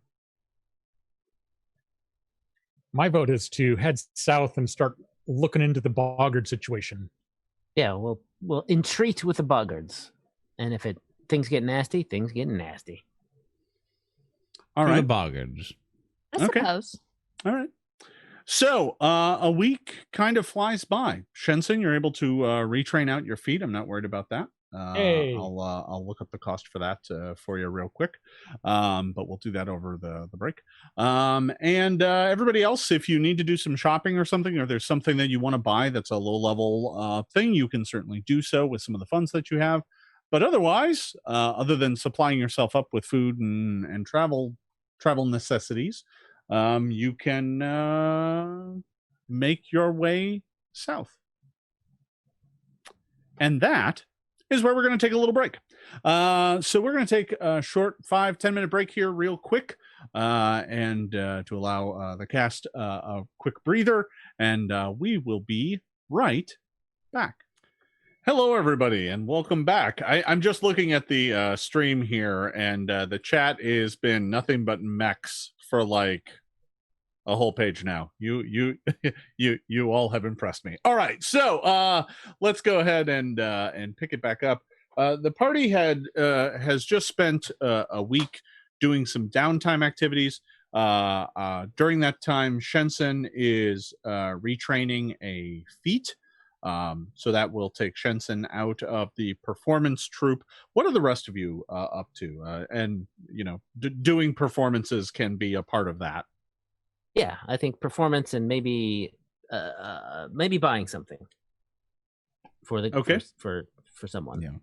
I'm Okay. basically helping Roark out with that stuff and also reading the Grisfeld book. Sure. Yeah, there's plenty of he hasn't unlocked a new section of spells in there for you whenever you turn past a certain point. The book just closes. So you're not sure what's up with that. Grisfell is hiding something in the back of that book from you. Ooh, the index. Yeah, that's right. The index. Good The luck scary finding anything. index. Or the legal text or something like that. He doesn't want you to find out he's copied the whole thing. It's plagiarized. Yeah, the OGL is back there. So Ilana, what are you doing? I've probably been wandering the town because we've been in here for quite a while, and I think I'm getting a little stir crazy. Yeah, spending this amount of time in a town is kind of unusual for you, actually. Usually the band of Bravos is traveling from place to place, Yeah. never staying put in one spot for more than A week, a week maybe. or two. Yeah. So I've just been doing a lot of wandering. All right. Well, you've certainly learned a lot of the nooks and crannies of Cobalt Town. It's amazing how this town just kind of thrives because it is, its entire diet is based on, beetles and mushrooms and other, things that they can grow in the dark. They really can kind of grow almost anywhere. And people often do. So like back alleys are oftentimes filled with small mushroom farms. People have their own like beetle pits where they toss all their refuse and just let beetles grow, and then they come out and harvest some, and the cycle continues. The cycle continues. Is there any just like randomly growing mushrooms anywhere? Oh, as a matter of fact, there are randomly growing mushrooms kind of all over town. Any place where, water pools and collects long enough with enough kind of damp grime, the mushrooms tend to sprout up. Many of which, it's clear that there are some mushrooms down here that are clearly not edible. You're not sure if they're poisonous, but they're definitely just not food. And many of these have kind of wild colors. And are pretty obvious, and if the locals were going to eat them, they'd have harvested them by now, but they're not. I see you made a nature skill check. I did. I'm just seeing if there's anything special I've noticed about any of the mushrooms that might be useful or helpful. Give me a perception check. There we are. 31, nice. Natural 20. Well, that's pretty good. I would hope so. So you're making your way down a back alley, and you see one kind of gnarled looking toadstool with kind of greenish spots on it, and kind of a dark brown stem. And as you're making your way past it, you can't help. You walk past it and you're like, did I just hear like humming? It's weird. Hello? You just kind of hear a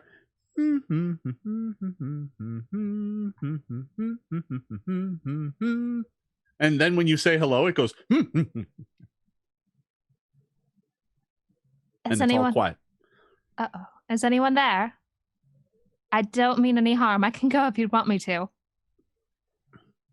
You don't hear anything. What do you do?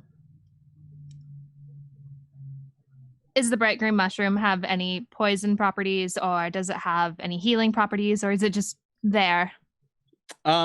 So you kind of wander over in that direction, and you take a look at this big gnarled looking mushroom, and you're looking at it. Give me a nature check.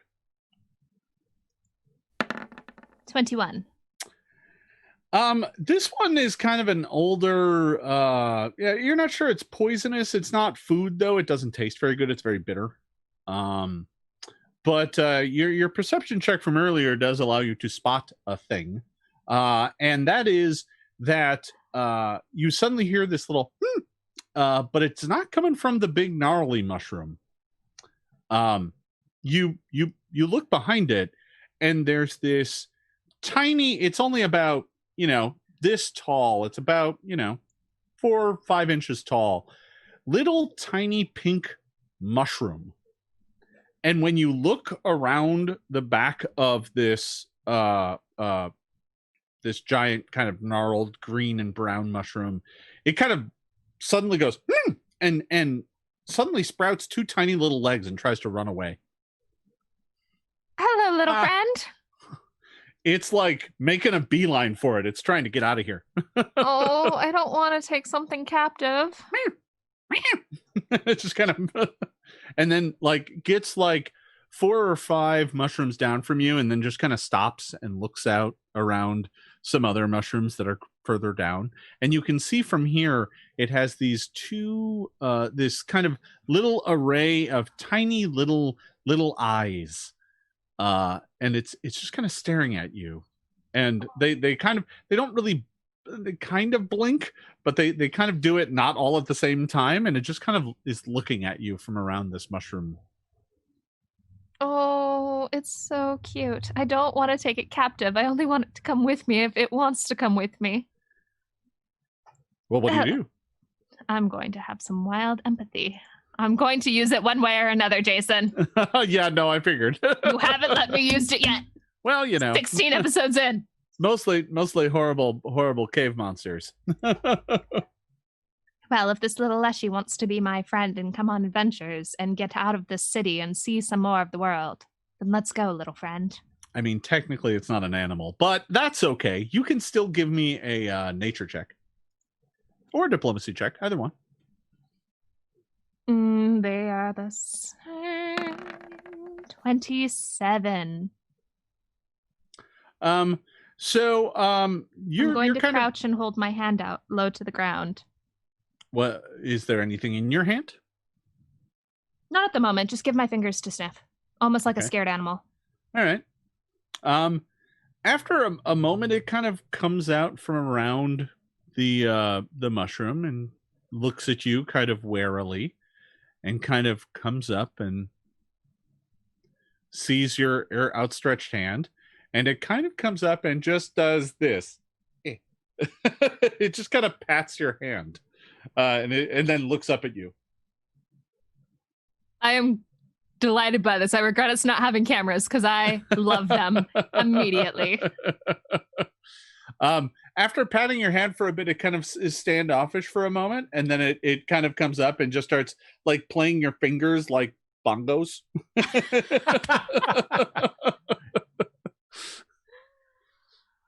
And then looks up at you. Do you want to come with?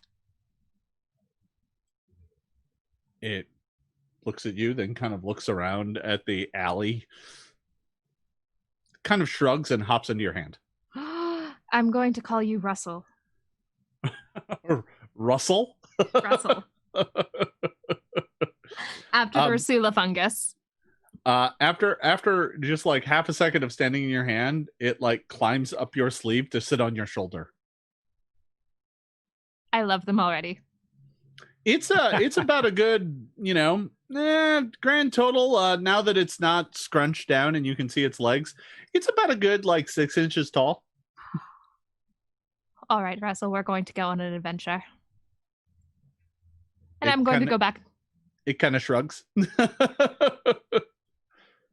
I'm going to go. All right. I just said WrestleMania. I'm going to go find my party. All right. So back at the rest of the group, some of you are trying to do some perform checks throughout the week. It's kind of midweek, so you can't get any super high level tasks, but you can get a nice level 3 task without too much trouble. Sounds good. I'll take it. So go ahead and make me a perform check for the group. Oh no, bad. Oh, that's very poor. Natural one. I'm gonna re-roll that. We're going to get out of town for that. There we go. 28 instead. A 28 is a critical success, actually, dead on. Which I do believe means you get to earn the next category up. So for the week, the party earns, let's see, that's 8. How many of you are helping with this? I was. Just Lauren? Yeah. Just 2 of you. All right. Yeah, just 2 of us together. All right, so that's 16 times 7. You earn about a grand total of, because you made such a good check, you're going to earn 10 gold and 2 silver over that period of time. Whoa. That's good stuff. Critically succeeding on the check certainly helps. Better than that other tavern. Yeah. What are they doing right now? Snort and Toot? Is that what their names? Snarl. Snoot and Toot. Snort and Toot's a whole other tavern. That's a very different performance. All right. So you spent some time earning up some money and retraining a feat, and Ilana, you're getting to know your new my new friend, your new mushroom buddy. And so you've wasted you've spent you've wasted a week. Wait, where did the week go? I feel like that every week, every Friday. Welcome to 2020. All right. So the week kind of flies by without much incident. Life in Kobold Town continues to mech along as it always does. And after this point in time, it's you come to realize that it is time to bid adieu to Kobold Town. You have been here for quite some time, and now you must make your way out. Let's get out of the city. But before we Somewhere leave, new. Jason, can I do a Yes. little quick bookkeeping thing of those doubling rings we found? I want to sell them, and with all the current loot we've got, we can talk about the exacts later. I want to buy Shensen a dancing scarf. A dancing scarf. Yes. Very fancy. Yes, of course you can. Great. Yay, Good. thank you. I promise not to get it dirty. I'm sure you won't. Now dance your heart out. Dance like no one's watching. That's no fun. I'll dance like everyone's watching. Dance like everyone. Oh, fair enough. +1. Ooh, Oh. and, Yeah, it works. Dance. It only makes me roll criticals.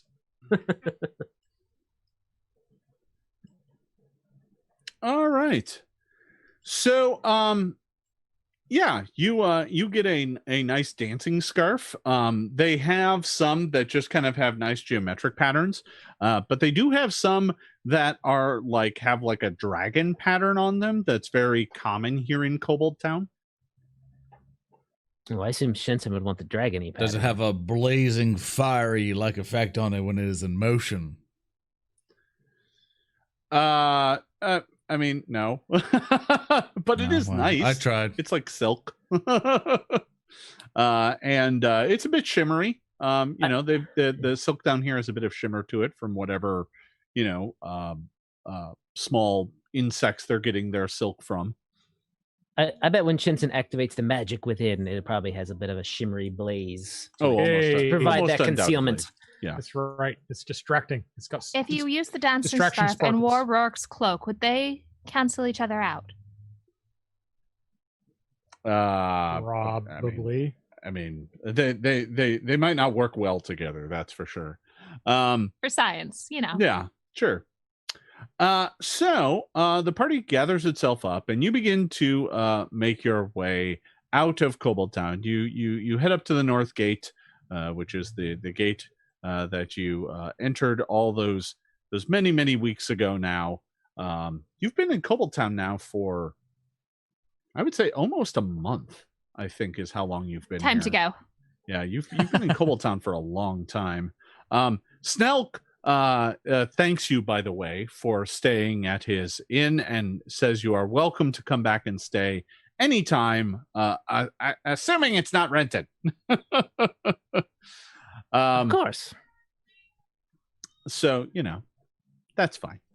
Snelk is sad to see you go because he misses your performance, but you can also tell he's secretly kind of happy to see you go because you were staying there mostly rent-free.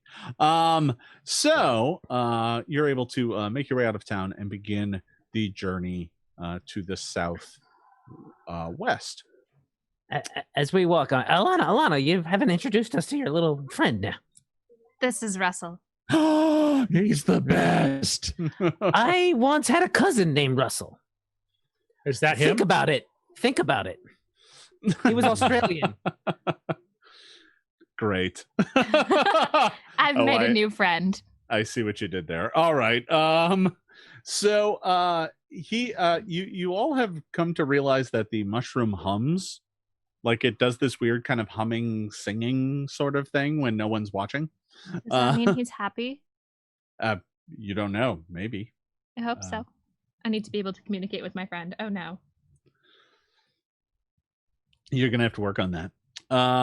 So you're able to travel out, and the first day of travel sees you leave Kobold Town behind, and you begin making your way to kind of the southwest. There is, it doesn't look like it on the map here, but there is a path that leads along the water's edge between the cave and the edge of the Hungry Lake.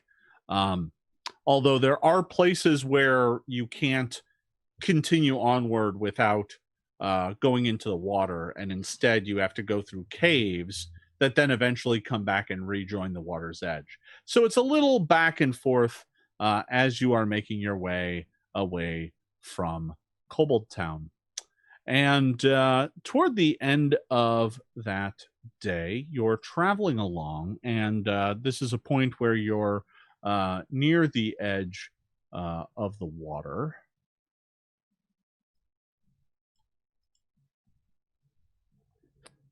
And up ahead, there is a stream, right? So this lake is clearly fed by dozens, if not hundreds of small streams that come out of the cave walls. Some fall from the ceiling, and all feed into the hungry lake.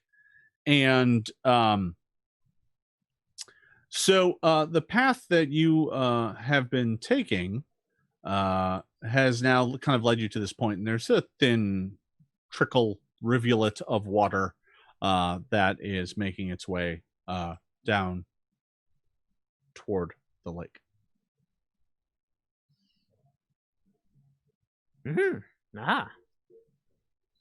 Should be easy enough to cross. Yeah, it doesn't look like really much of a threat. And- As you make your way up towards it, can I get everyone to make me a perception check, please? Yes. Sure thing. 27 for 27. Lorne. Oh, mine didn't roll at all. Okay. No. 21. I am not paying attention. Roark Hey, is just 26. Roark is busy enjoying his grub bindle. I bought a lot of these. I bought a lot of traveling grubs. That's a lot of snacking grubs. Don't eat them all on your first day. All Hopefully, right. we won't be going back to a town anytime soon. So, Ilana, Shensen, and Lorne, all three of you. Actually, hold on. Let me double check that. That may not be accurate. Ilana may not be on this list. Uh-oh. No, Ilana is not on this list. Me and All right. Russell are bonding. That is fair. So Lorne and Shensen, both of you managed to spot the disturbance in the water. You notice that there is a ripple from the deeper parts of the water that are making its way towards you. And you managed to catch sight of this, and Shensen, I'll allow you to draw your weapons as a result, if that's what you would like to do. Basically, you can have a free action before one free action before. It's not an things happen. SCP, is it? Like, I don't look at it and I have to declare I don't see any bodies in the water or anything. Whoa. But I look at it and I'm like, I look at it like, I don't take any weapons. My staff is already out, and I assume I've already cast light to navigate through the caves. Yeah, So that's why it's well lit around here. And there is kind of the cave itself, the open spaces, has kind of a dim phosphorescence from above somewhere. I call out, I predict giant frog or toad. I wait patiently. Something slopping in the water here. All right. Uh-oh. Well, as it turns out, you don't have long to wait, because a second later, a long serpentine head comes up out of the water. It's a Loch Ness. Yeah. And then there's a second one, and a third one, Time to and go. a fourth one, and a fifth one, as a gigantic serpentine creature with many heads comes slithering up out of the water. And on that, I'm going to need folks to roll initiative, but Everyone hail it. I didn't know That we doesn't were look going like a to. frog. Just Oh, let me dear. tell it to go back in and let us pass. Oh, that ain't gonna happen. You know that. I look at Ilana, put a hand on her shoulder, and like, Ilana, there are, for someone who must know a lot about nature, you must realize that nature also wants all of us dead, and there are times to where they just don't Might care want you anymore. Go hug it, please. Convince me. Convince me that you're right. all right. So this giant multi-headed serpent comes slithering up out of the deep. And Roark, although you did not see it coming, your fierce, observant bird-like reflexes do allow you to act first. What would you like to do? You do not have a weapon drawn right at the moment. Yeah, I know. I'm gonna have to draw my short sword out. Oh no! I'm gonna get right up onto it, and it's gonna kill me. All right, I'll move in front of Ilana, and I will raise up my buckler because, as Chad has mentioned, you always want to use your shield against Hydra. A Hydra. Oh, I see. I see. Mm-hmm. It's very clever. Yeah, no, I see. Very clever. Yeah. Thank you, Chad. All right, so you go moving up to it, and let's see. As you do so, it attempts to bite you. Oh no! Yes. It does a big chomp. Ow. That is actually a few lower. Actually, it's a 23. Does that still hit?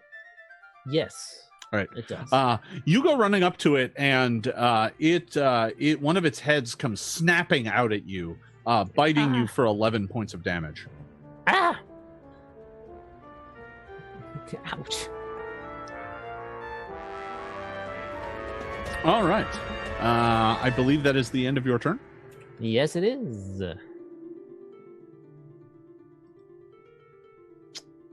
All right. As you have come running right up to it. Yep. Come here. There it is. Okay. It is going to, all of its heads suddenly come swarming at you. They're like biting left and right, almost to the point where you're surrounded by snapping jaws. And it is desperately trying to bite at you. Here's the attack. That one is a 25. Mm-hmm. So here's the thing, though. That's only part of the damage. You're going to take 16 plus 16. I mean, you're good, right? We leveled, so you have plenty of hit points to tank that. Well, I can tank that. I can't tank any more. And that was one of its actions. I don't know if it's got more. Well, that was actually two of its actions. So it now only has one left, and it now has to deal with its maximum multiple attack penalty. So it is going to attempt to bite you with its... actually, you know what? It's not. It's going to move. I'll agree. That's what it's going to do with its final action. Shensen. I am unhappy that this is not just a normal giant frog. It is definitely not a giant normal frog. I'm going to start casting my bard stuff. So first up is Lingering Composition. So let me make that perception or performance check. Ooh, it's a 29. That wouldn't be a crit, would it? That actually, I believe, is a crit. Let me double check, though, because this thing is a higher level monster. No, that's not a crit. All right, so that's 3 rounds of bard bonus for everyone. All right. And this also seems like a pretty good time to fire up a new spell. Mirror Image. All right. And that'll use my actions up. Okay. So let's see. You're standing right there, which means you are going to provoke with that spell. No. It's going to attempt to bite you. That's a 27. And it doesn't take the multiple attack penalty on attack. No, not on the reaction. No. Yep, that's a hit. All right. Take 14 points of damage as one of the heads snaps out at you. All right. I don't believe that disrupts the spell because I don't think it was a critical, which is, I believe, what it needs to be to disrupt now. So I believe that is the end of Shensen's turn. Yep. And that would have actually, yeah. Okay, yeah, I'm done. Yes. All right. Correct. Okay. That was Shensen's turn. Lorne, there is a giant, titanic, terrifying snake beast that has come up out of the water. It is a It's some bad news bears, boys. No, it's not good. What do you got for me? I cast a simple low-level animate dead spell, and I can take out Grisfeld's skull, and I'm like, you're up, buddy. All right, here's the plan. Like, no. You're not getting close to that thing. You understand me? You're going to be in a nice, safe spot. Got it? Got it, Grisfeld? Awesome, like, go. So a normal skeleton, this is not the ghoul level. This is not a heightened level 1. He will be going all full 30 feet, pretty much out of his range. This way, I assume he can cross normally. Yeah, that way. Yeah, I assume he can cross normally and step on the bank or whatever. Yeah, that water is pretty shallow. Yeah, so he's like, all right, Grisfeld, your job is to at least be within 20 feet of that thing, but not so close for it to bite you. We will do the distractions. He arrives there, and you can just see the skeleton looks at you with just like, oddly enough, it doesn't have any flesh to move, but it just looks at you with just kind of like the most dejected, like... I see the blank stare, and I can just feel it, and I'm just like, you know the drill, man. Like, look, look, I'm a wizard. You're dead. You signed up for this deal. Now get on it. He looks dejected. That's the end of my turn. It is. For its turn, it is going to move basically in position. Basically, it's kind of weird on the corner, but you know what I'm trying to do. I'm trying to get 20 feet with it, so when it goes kaboom, it's at least touching it to where it will be damaged. So you want Griswold to move? Feet. Yeah, about 15 feet up to this bank here. So whichever way it moves, it at least will be in range. You are pretty sure this thing can reach 10 feet away. So that's why I'm saying, like, keep it away 15 feet. Oh, okay. That's what I'm saying. He's gonna have to try and climb that bank. Let me see if he has athletics. He's just a skeleton, so I mean he can make it. He's a good boy. That, or he can just stay where he's at. Actually, I mean he's pretty good there. Yeah, that's what I'll do. Up to you. I mean, he's fine where he is. Actually, I mean, he's in the perfect range. He'll just stand there. That's fine. Yep. He'll just stand there. Just chill out, man. He just kind of stands there. All right, Ilana, it's up to you. I sigh because I know for a fact deep down that Lorne is right and nature is a very scary place that wants to kill most people. But also, I am become very scary as well. Oh boy. And I'm going to cast Fungal Infestation at all the heads. All right. I believe it's going to get an attack opportunity on you because you are within 10 feet. You do have cover. Yes, behind my companions. Yeah, but a 24, 22, I'm wagering still Did it hits already you? spend its reaction? Yeah, but it gets more than one. Does it get one for every attack? Or for every hit? I got bad news. It gets more than one. Okay. So, Ilana, take 14 points of damage as it reaches out to bite you. That's not a crit, though, so you still get your spell off. I'm going to need to make a fortitude saving throw. Oh, how dare you. Yeah, I'm afraid that's going to make it. Okay. So, it actually is doing, let's see. Is that? Gross fungal growth. These grows till 2d6. It has to make a fortitude save every time. I see. Okay. So it doesn't actually make one right now. It just gets blasted with spores. Yeah. Okay. Okay. So it's been blasted with spores on its turn. Those will have an effect. All right. You still have one action left. I do, and I'm standing right next to my companions, and I have battle medicine. You do. And assurance. You do. So, Roark or Shensen? I think Roark's farther down. Or Shensen dying. I'm fine. Roark I have got 8 hit chewed points on. left. Yeah, nope, you need more than that. 10 hit points for you.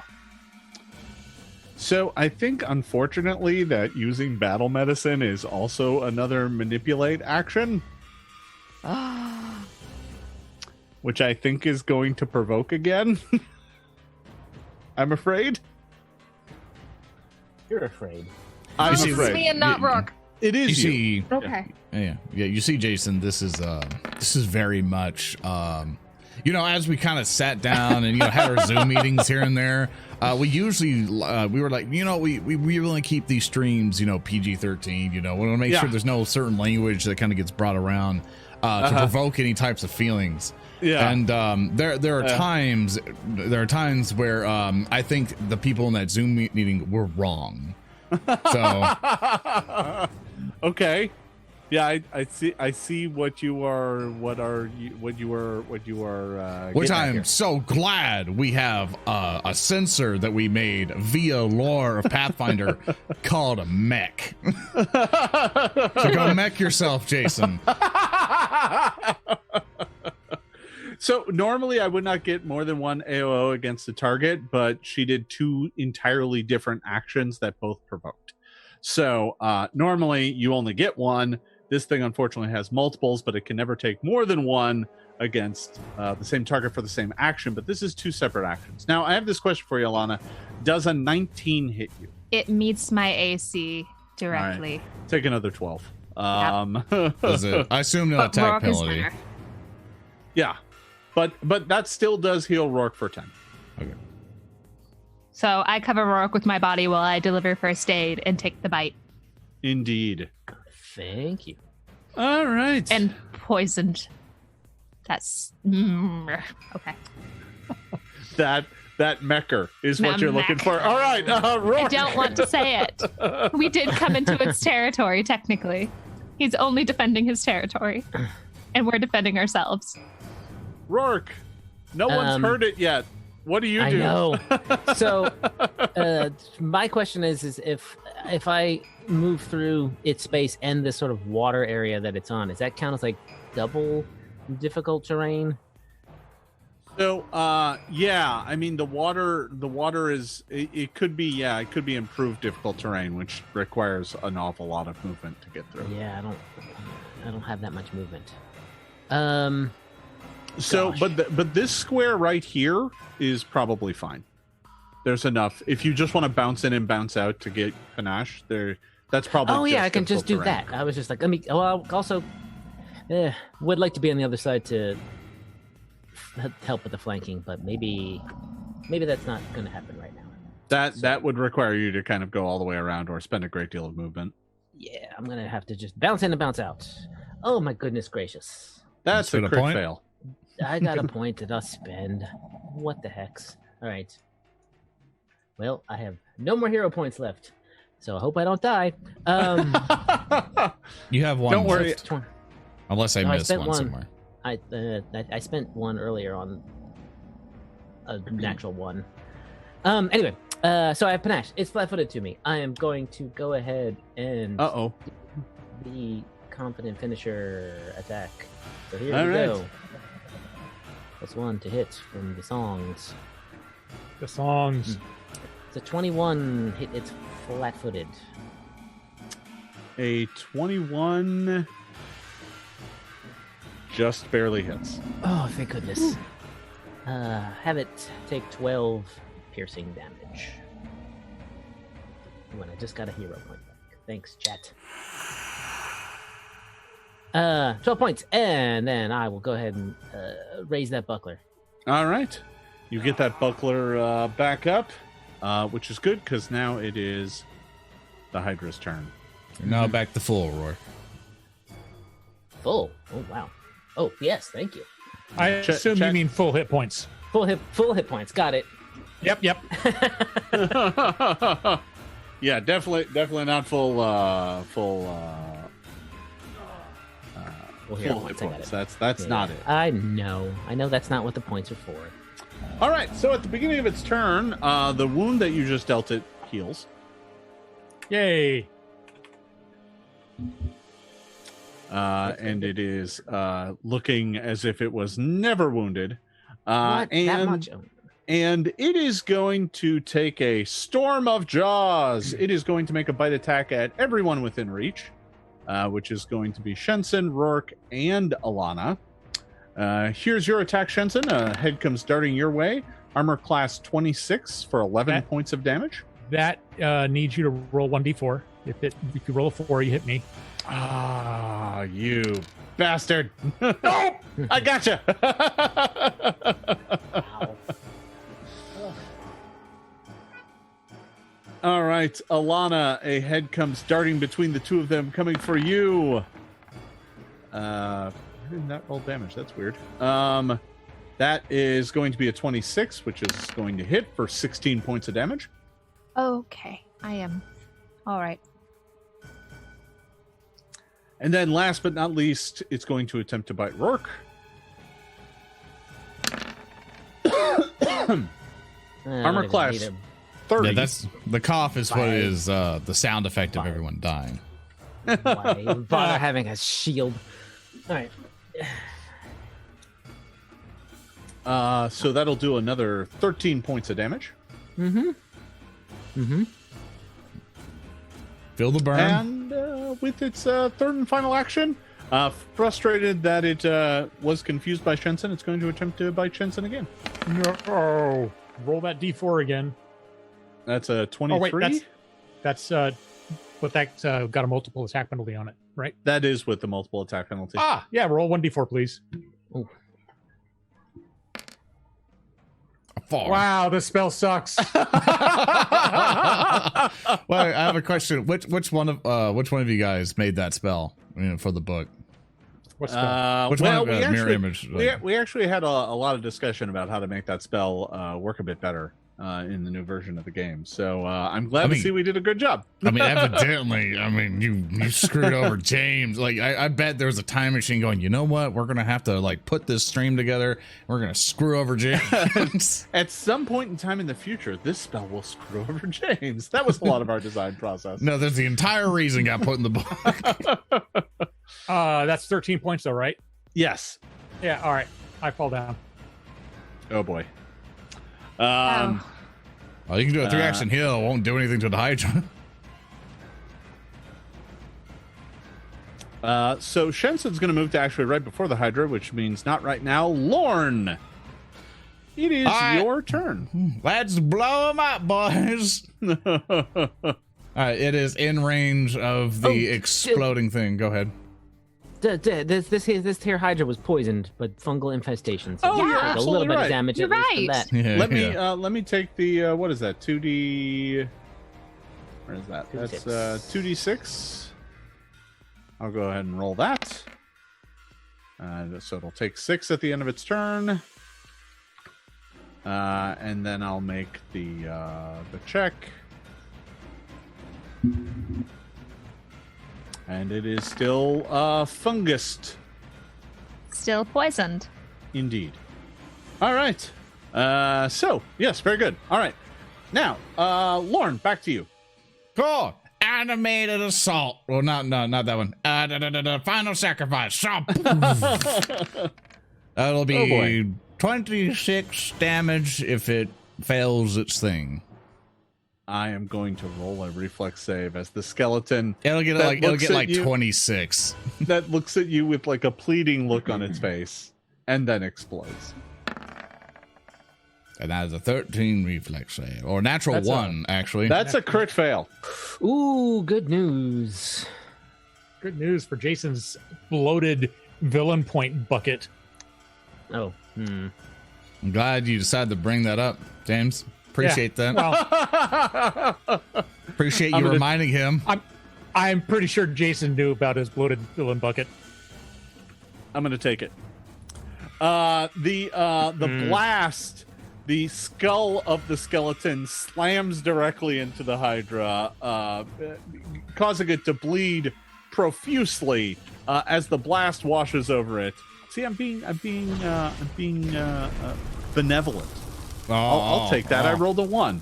You deserve to have a win now and again. I mean, we need one right now. That said, it's still up. Yeah, and for my final action, I will cast shield on myself. Oh, all right. So the skeleton explodes. Grisfell reappears in your staff and is like, couldn't you just summon an ordinary skeleton? Why has it got to be me? I turn the staff over and look directly to the skull, and I'm like, Grisfeld, right now you're being a hero. And I look back at the thing, and I'm seeing my dead friends, and I'm like, it's gonna be a toughie this turn. But yeah, that's the end of my turn with the shield up and all that. Indeed. Ilana. All right. Luckily, I am right next to Shensen, so And within reach of the Hydra. You can to help you out. First off, would you like me to give you a suggestion? I'll happily take a suggestion.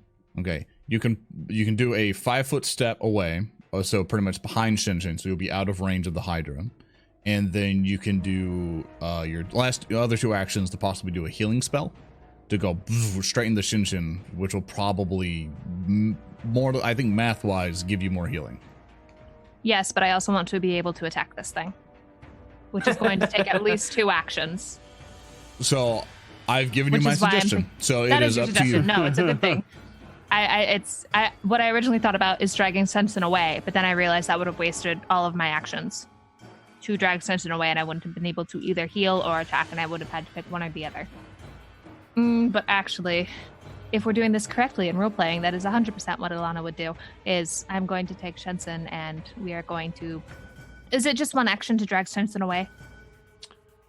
I'm not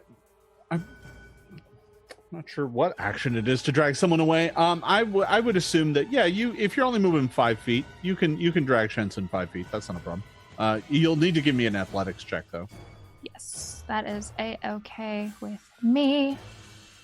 Oof, that is terrible. That's a roll that is a number. I have no strength. I'm 3 feet tall, trying to drag away a half-elf. Ugh. 5-foot step. No, okay. Yeah, you happy with that, or are you going to re-roll it? Let's see if we can re-roll it. Let's use a hero point and try to get Shensen away. Please. Barely better. 14. Yeah, barely isn't quite enough. You move, Nope. but Shensen doesn't. Does not. That's fine. I have another healing spell that I will use. I will use my wand and heal Shensen. Okay. Are you doing the 2-action version or just the... Yeah, she only has 1 action left. I only need 1 action because I'm okay. still touching. Oh, all right. All right. Well, Shensen, you regain 8 hit points. Yay! Thank you. Do I still have 1 action? No, Well, you tried to move and failed, and then you moved, which is another action, then you healed. No, she spent a hero point. Well, that's still... Oh, whatever you say. If she got free action, I'm good with that. Yeah, no, she spent a hero point, so Shensen, you can get back 16 if she spends 2. Yeah, let's. All right. That's. Yep. All right. Like, do I have that extra one? Let's spend that. Let's give him give her 16 back. No worries. All right. So Shensen, you're at 16, and at you are now wounded 1. All right. That is the end of Ilana's turn. Roark, it is over to you. What do you got for me? All right, I'm gonna try something. With my first action, I'm gonna dance at this Hydra. To dance off. Are you dance off? It's a dance off time. I'm trying to distract you, you big dummy. Exactly.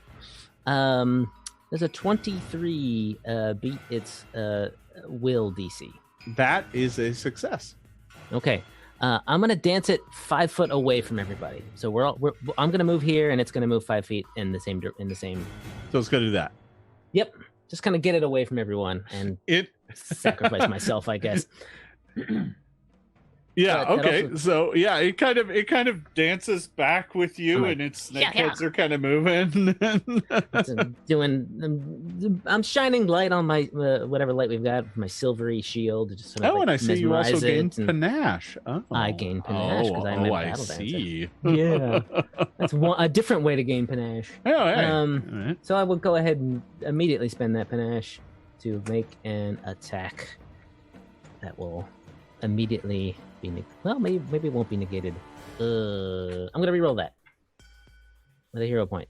Yeah, that's not a very good roll. That was Not a great that was roll. a 7 It's for a the total of same 19 number. Did you get the exact same roll? You did, didn't you? No, I got better damage on the hero point. Oh well, I mean, yeah. But it doesn't mean a thing. Yeah, because unfortunately that's not going to hit. Luckily, I'll do 4 points of damage anyway. All right. Because of confidence. Very good. All right. So, this thing is looks kind of hurt, mostly from the fire. But that said, it is still up and fighting. Shensen, it is your turn next. Oh boy. So the good news is my song is still going for a couple more rounds. Yes. And me dying and moving initiative got us a little bit of like extra second or two of it. Sure. I'm gonna go for like the desperation gambit. I'm gonna spray it with the rainbow. So it needs to make a will save. Taste the rainbow, as it were. All right. So it's got 5 heads, so it should roll 5 times and take the worst roll. You know, that's not how it works. Oh. Dang. Well, however, I unfortunately rolled a 27, which is a success, which means I am dazzled for 1 round. Yep. That's all. I'm done. You stand up with your last action, or yes. I stood up all with right, first yeah. action. Okay. So it is dazzled. So you know, that's a thing. That might help. It might. Let's see. Roark, you are concealed from it. You are also the only foe that is within range, so it's going to focused assault you. It's also poisoned, so. Yep. We'll get to that in just half a second. Okay, that's it. I think a 28 is going to hit, but I need to make that flat check. Mm-hmm. Fingers crossed. You could roll. No. You could roll better than that, Jason. So the bad news is you take a lot more than 14. You actually take 30. It doesn't matter. Roark? I only had 5 hit points. Yeah, left anyway. I figured you didn't have much. It didn't know that, though. So it will spend a whole bunch of its actions biting you to hell and back. And then with its final action, it's going to move. But I should note, it did just heal. It looks beat up, but it is healing quickly. That was let's see, I need to move Roark now to directly before the Hydra. Lorne, it is back to you. Well, it's time to do the spell that hopefully can do things. Wait. Hold on, I need to roll for sports. Fungal and food. Yep. Roll fungal. It'll take 8. That cuts down on some of its healing, which is definitely very good. It did gain some weakness to fire and slashing because of this, but and I have been taking that into account. Not that it's taken much slashing, but it did take a bit of fire. All right, Lorne, what do you got for me? All right, I'm going to debate on 2 spells here. Nope, we're going to do this one. I'm going to obviously do Reach Spell, and I'm going to cast the good old classic spell that has been being used as I do the thing to delay the stuff, as I click on the thing, and it doesn't want to go. Just almost there. It's almost at the bottom. There we go. Shocking grasp. Here we go. As I dig through my sheet and find the thing, and that is a 24 to hit it, or 25. That is going to hit, but man, that damage is. Yeah, the damage is absolutely garbage. It's got a +1 from Bard. Like, yeah, it's 6 damage, which is pathetic. I rolled low on everything. I need to make the flat check against the fungal infection. Oops, that's a D12. We'll take it. And the D20 is a fail as well. All right. So that was that. That was all of Lauren's actions. That's all 3. And then it was all 3. Yeah, to do a reach is all 3. It's an action all in. Ilana. Oh dear, we need to go. We need to go. How far am I from Roark? 15 feet. I am within range for 2 action heal spell. We will fight to the end. 14. All right. You reach out to your good friend Roark and heal him for 14 points of damage. Thank you. Okay, and we need to go. We need to go. We need to get past it, but we need to go. I'm going to use 5, 10, 15, 20, 25. I'm going to get over here Okay. and get out of its way and hopefully make my way around it. So the rocks are kind of difficult terrain, and I'm assuming you're not going to go through those. So I'm not sure you made it as far as you think you Okay, made 5, 10, 15, 20. No, I did not here. 1, 2, 5, 10, 15, 20, 25. We're going to go yonder. All right. it. Back over that way. All right, that Yeah. makes more sense. Okay. Great. All right, so that is the end of Ilana's turn. Shensen. So that is a future feat. I will take that later. So are we running away from this, or are we sticking around?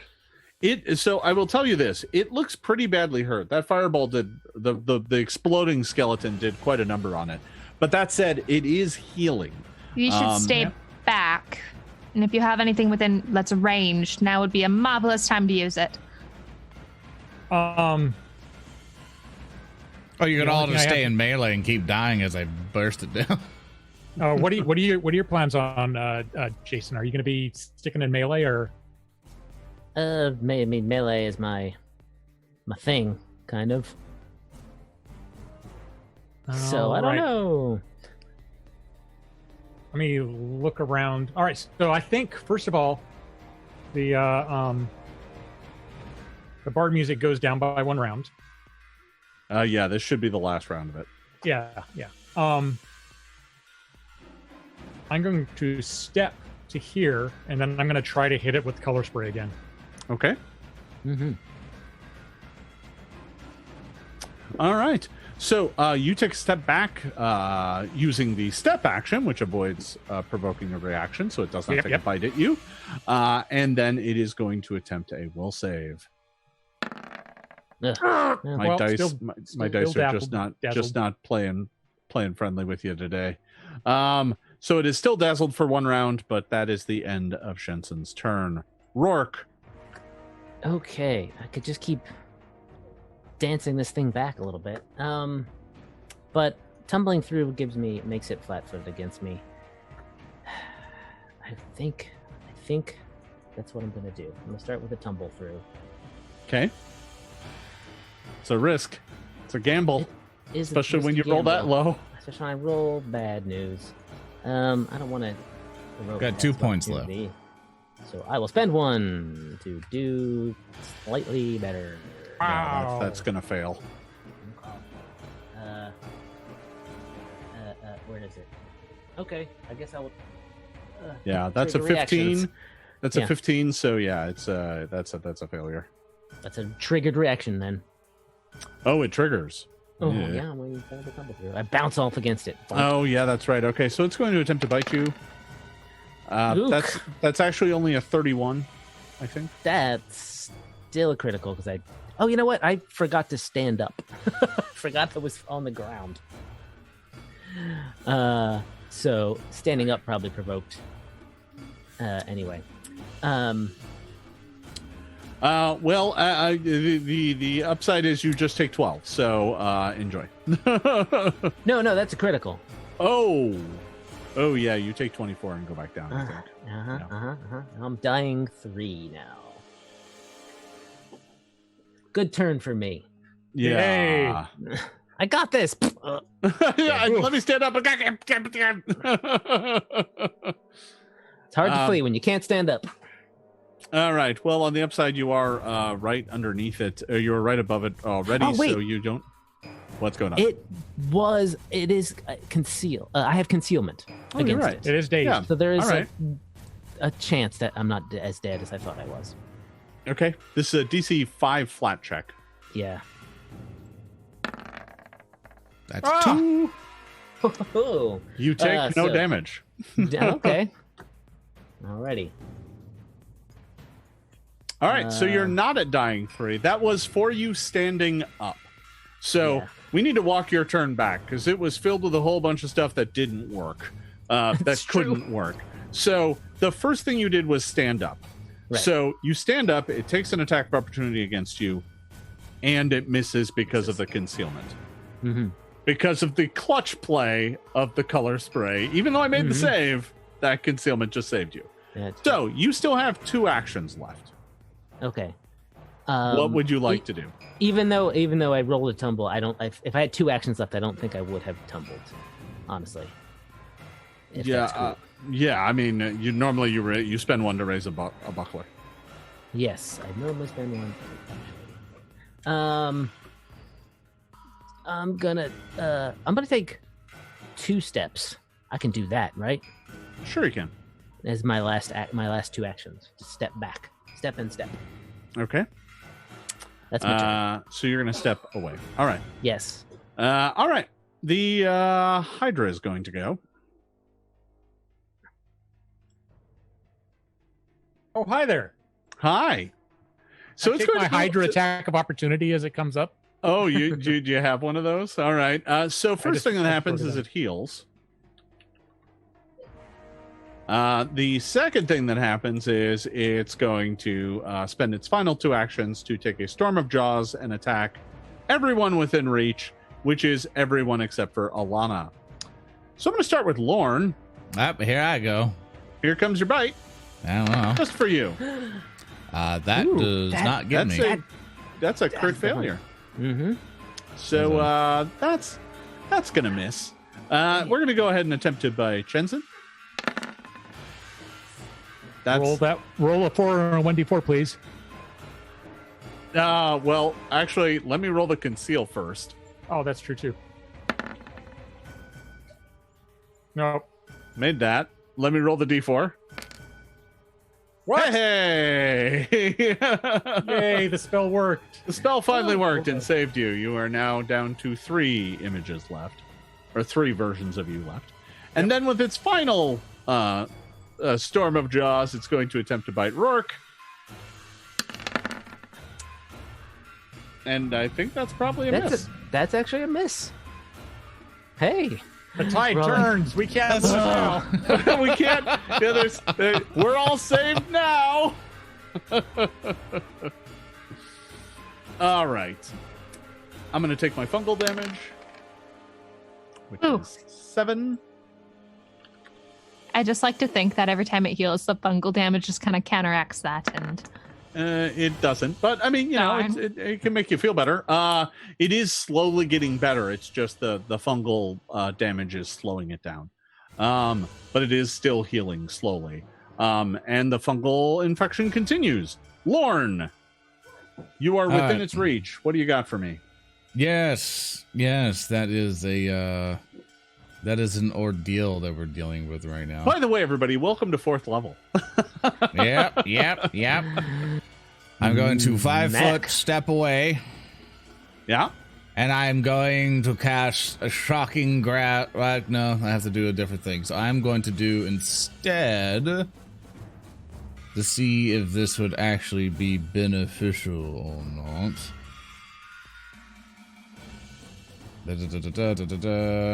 What does Enfeeble do again, off the top of your head? You have Ray of Enfeeblement? Yes. So, Enfeeble gives a penalty on all strength-based checks, like attack rolls and damage rolls. Yeah, that ain't gonna help against this thing. This No. thing's got like a plus a million. So the only thing I can do is I wish I knew this thing's weaknesses. We're gonna try Frost. Ray of Frost, off I go. Shawoosh. That didn't do anything. I'm going to use a reroll. And swoosh again. That is a 29. Not a crit, definitely, but that is a hit. And it takes cold damage just like anything else. So it is going to take 5 points of damage. 6. +1 from Bard. And I guess it takes a speed penalty, I believe. Only when you get a critical success. Yeah, only a critical. That's right. Yeah. That's not upgraded in damage when it hits 2nd level, I'm assuming. Not that I'm aware of, no. It's I know, heightened it gets +1. It extra should be 1d4. doing an extra D4. Oh no. Yeah, no, it it's should be in doing there. an extra. I rolled a 1. Yeah, no, One you and should then be a 4. rolling 2d4 though. You're I thought you're missing a yeah. d4. Go ahead and bounce me another. D4. Okay.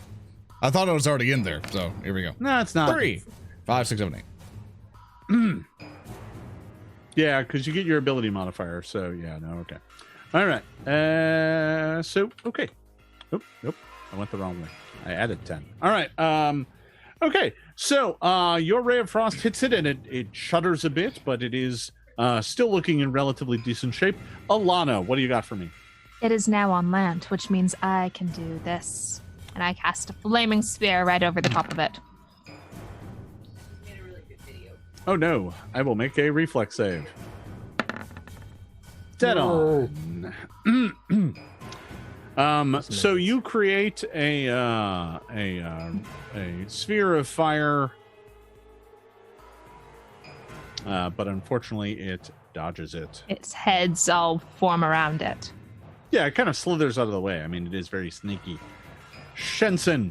I still have one action left, you and do. I'm standing by Lorne, who is down some points, and I have some battle medicine. Oh so no, I'm full HP. He never hit me. He never I hit missed. you. I rolled a 1. Yes, you can run another direction or run around to go help your friends.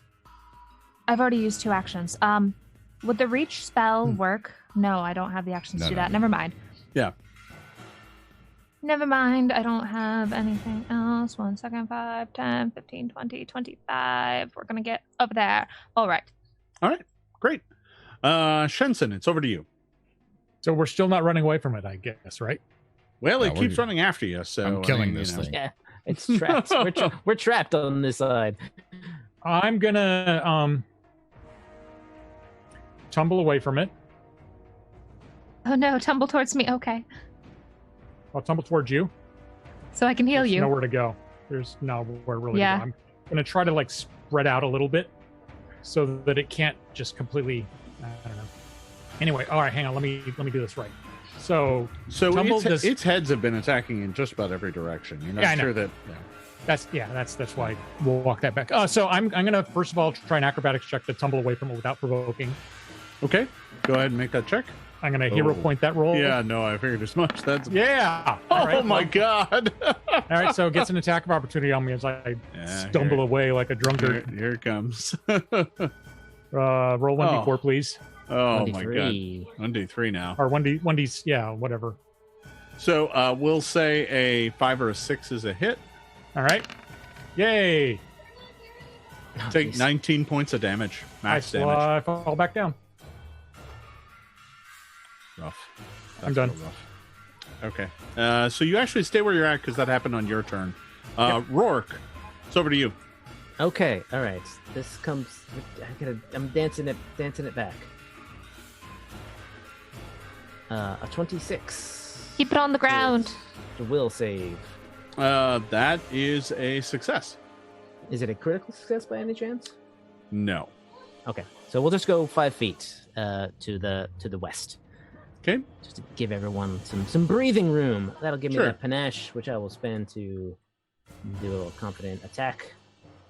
Very good. And there's no bard bonus anymore, Nope. right? Because you're out. Okay, great. No, there is not. A 27 to hit.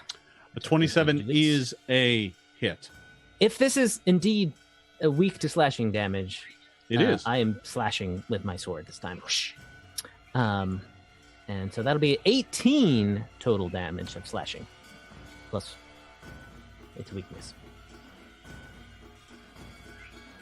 So you dance this thing back towards the water, and as it begins sliding into the water, you slash out with your short sword. Yes. And as you do so, you cut a line at the bottom of its heads, and all of this black ichor begins to pour out of it as it collapses into the muck. Yay! I'd since it was healing, I spend another action to make sure that it's dead. Since I have one reaction left. I'll just cut a head off or something. Yeah. So this thing looks like it's trying to regenerate, but it does have a sphere of flame on it and is now failing the reflex save because it's unconscious and unmoving. So and the fire does a pretty good job of turning off my regeneration.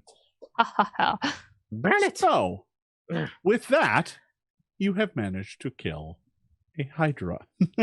I'm sorry, dear. All right. Are we still in initiative?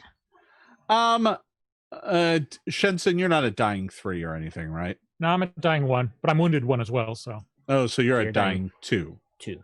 Right. Okay. Ilana goes before you, so it'll be fine. Yeah. No, we don't have to be in initiative anymore. Because he won't have to make the check before you can heal him. Okay, so we're good to do for a big old mass group heal. Yeah. I mean, you tell me. What do you want to do? I'm going to huddle around Ilana. That's what I was trying to do. Get closer to me so I can actually heal you. And I'm going to do a heightened 3-action heal for everybody for 11. Mm-hmm. Right. Yay, 11 hit points. Okay. All right. Well, you unleash a wave of healing magic that washes over the rest of your companions, and everybody, their wounds kind of knit up, and Shensen regains consciousness. But everyone is terribly, terribly hurt.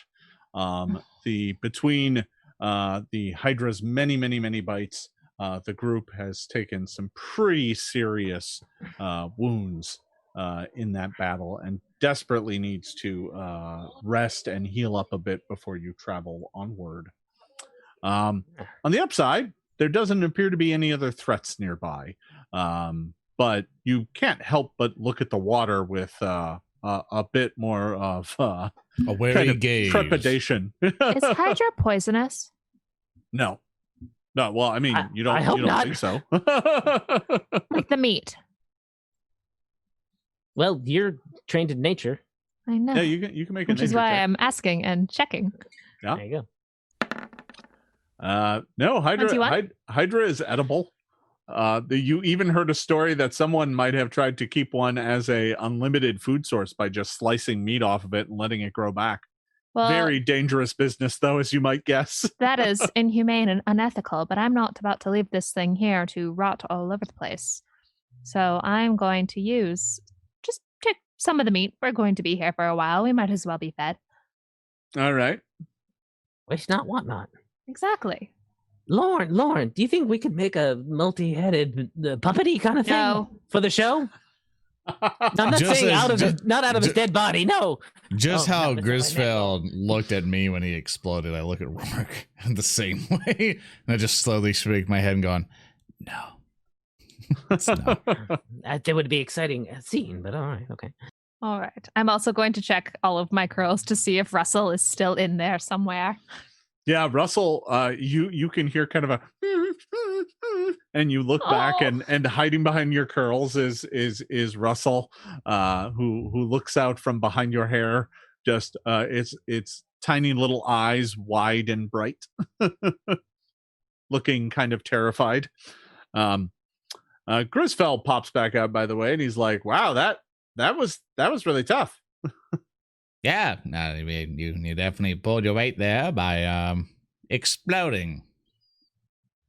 Yeah, I explode real good. That's disgusting, Grisfeld. Thank you for your contribution, Mr. Grisfeld. It's like, yeah, I could feel my skull slamming into him. It was pretty terrible, actually. Well, I just want you to know I've died countless times now. You keep doing that to me. I keep being put in a body and then dying again. Look, Grisfeld, if you're complaining about it, I will no longer use your services to help the party survive. Oh, I see. That's how it's going to be. All right. Yeah. All right. I'm obeying your desire, Mr. Grisfeld. You decided to complain to me about it, and you're going to be upset now that I'm complying. If you want to be a baby about it. I granted you see life. his ghostly form reaches out to his skull and plugs where the ears would be, and he's like, "I'm not listening." Then I'm just gonna keep killing you over and over. I mean, like, it's just, I tried to obey. He just kind of looks at you with a kind of bit of disdain and then vanishes into the skull. So Ilana, you're able to collect up some hydra steaks.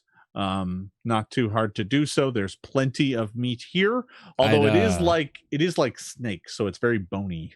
I would like to make a society check because I'm not a James Jacobs, or I unfortunately don't know this information. I like to make a check to see if boggards like these things. Are they afraid of these things, or do they like keeping them around? Sure.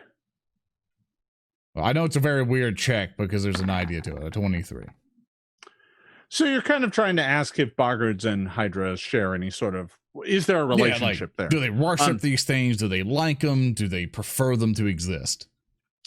Would bringing one of its heads to their village cause an outrage or not? So hydras are kind of terrifying swamp dwellers. They do like to live in those environments, and so do boggards. Your check reveals to you that there's no love lost between the two of them. Boggards are oftentimes preyed upon by hydras, so the fact that you have killed this beast, you doubt it's one of their pets. It's probably a menace. Then I would like to use, or whenever we're all rested up, I'd like to ask someone's help. Going like, do we mind, or does anyone mind helping me gather one of these things' heads so as we go visit the boggards, we can show that we're here to help? I've got a sword. Let's do it. I'm more than happy to help. Basically, the overall the idea is to cut off one of their heads, and I'll more than happy be an old man with rope, dragging this thing with what rope we have. So when we arrive at the boggart area, we can basically go, we killed this mighty beast to help protect your lands. We're definitely friendly. Sure, yeah. Makes perfect sense. Or to collect a bounty, even, and to get some free gold if there ever is one. So you slice off one of its heads, and you're like, man, if we had sliced off some of this thing's heads, it would have been far less dangerous. But that's neither here nor there. You collect up meat, you collect up a head. Everybody gets some healing in, and you continue on your way. I'm assuming you spend at least an hour so that everybody can get rid of their wounded conditions and everything. You're not really on the time pressure. Yeah. All right. Yeah. So you spend a bit of time, everybody gets rid of their wounded conditions, you get back some hit points, and you eventually get on your way. The rest of the journey takes you, so you end up traveling the grand total distance here, because it's pretty dim and you have to take some winding tunnels through the caves and stuff. And there's a handful of spots where you end up taking, kind of the wrong direction for a bit. The entire journey does take you like a day and a half. But after that day, so you camp that night, everybody heals up, you re-prepare your spells. The next day, you're making your way further down the caves, and that's when you first begin to see them. At first, it's just a faint glow off in the distance, and you're kind of unclear as to what it is you're seeing, because it's so hard to kind of make out. But as you draw closer, you begin to realize that what you're seeing, the faint glow, is coming from the underside of a titanic mushroom. And as you get closer, you begin to see more and more of them. These things, and by titanic, I don't mean they're like 7 or 8 feet tall. I mean they're like 50 feet tall. These things are gigantic. They are like buildings. And this southern end of this cavern is dominated by these gigantic mushrooms, many of which have faintly glowing auras about them, or are releasing shimmering, glowing pollen from the underside of their caps, or rather spores, not pollen. As you draw closer, you realize that you must be approaching the territory of the boggards. And as you get closer and closer, you in fact make it to a point where the path travels between two mushrooms. And between these two mushrooms, there is a gate made of this mushroom wood. And sitting on the outside of the gate is a boggart who is just sitting on the ground next to the gate, popping mushrooms, little tiny green mushrooms into his mouth. He tosses them up in the air and his tongue darts out, grabs them and pulls them in. And as you make your way up, he looks to you and he's like, "Hey man, what's up?" And that is where we are ending today's session. I want to thank you all for watching, and I want to thank my glorious players for surviving that nightmarish Hydra fight and treating with the Orc emissary. Before we get going, I'm going to toss it back around the horn and let everybody tell you where you can find them on the internet. We will start with you, James. Hey, it's James Jacobs. I'm the creative director for Pathfinder. You can ask me whatever kind of Paizo or Pathfinder, whatever questions you want over on the forums at paizo.com. Indeed. I will be diplomatic with a monster someday, but I guess I'll have to make do with this sweet little leshy familiar for now. Hey guys, I'm Maryssa Marie. I am Paizo's web content manager. You can find me on all the social media and on the Paizo forums at Maryssa Marie, MarySsamari. And I'm Jason Keeley, Starfinder developer. You can find me on Twitter at HERZWESTEN, Herzweston. And once again, in about an hour on the No Direction Twitch stream. So we're playing more games. Whee-hee. Busy. Busy night. And I'm Peyton Smith. I am the social media producer here at Paizo, and I've been playing Lawn Bonds. And thank you, everybody, for all you guys playing here. And thank you, Jason, for another exciting adventure of the Band of Bravos.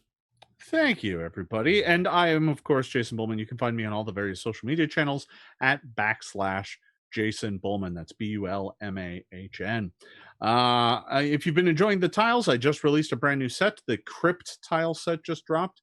I've been using bits and pieces of it in some of the previous sessions, but there weren't any in today's. But the Crypt tile set is now up on Roll20 and should be on drive-through here in a few days. So I hope you all have been enjoying that. I have certainly been enjoying this session. We will see everybody back here next week at 2 p.m. for another exciting session of the Band of Bravos. Thanks for watching, everybody. We will see you next time. Bye. Goodbye. Bye. So long. Bye.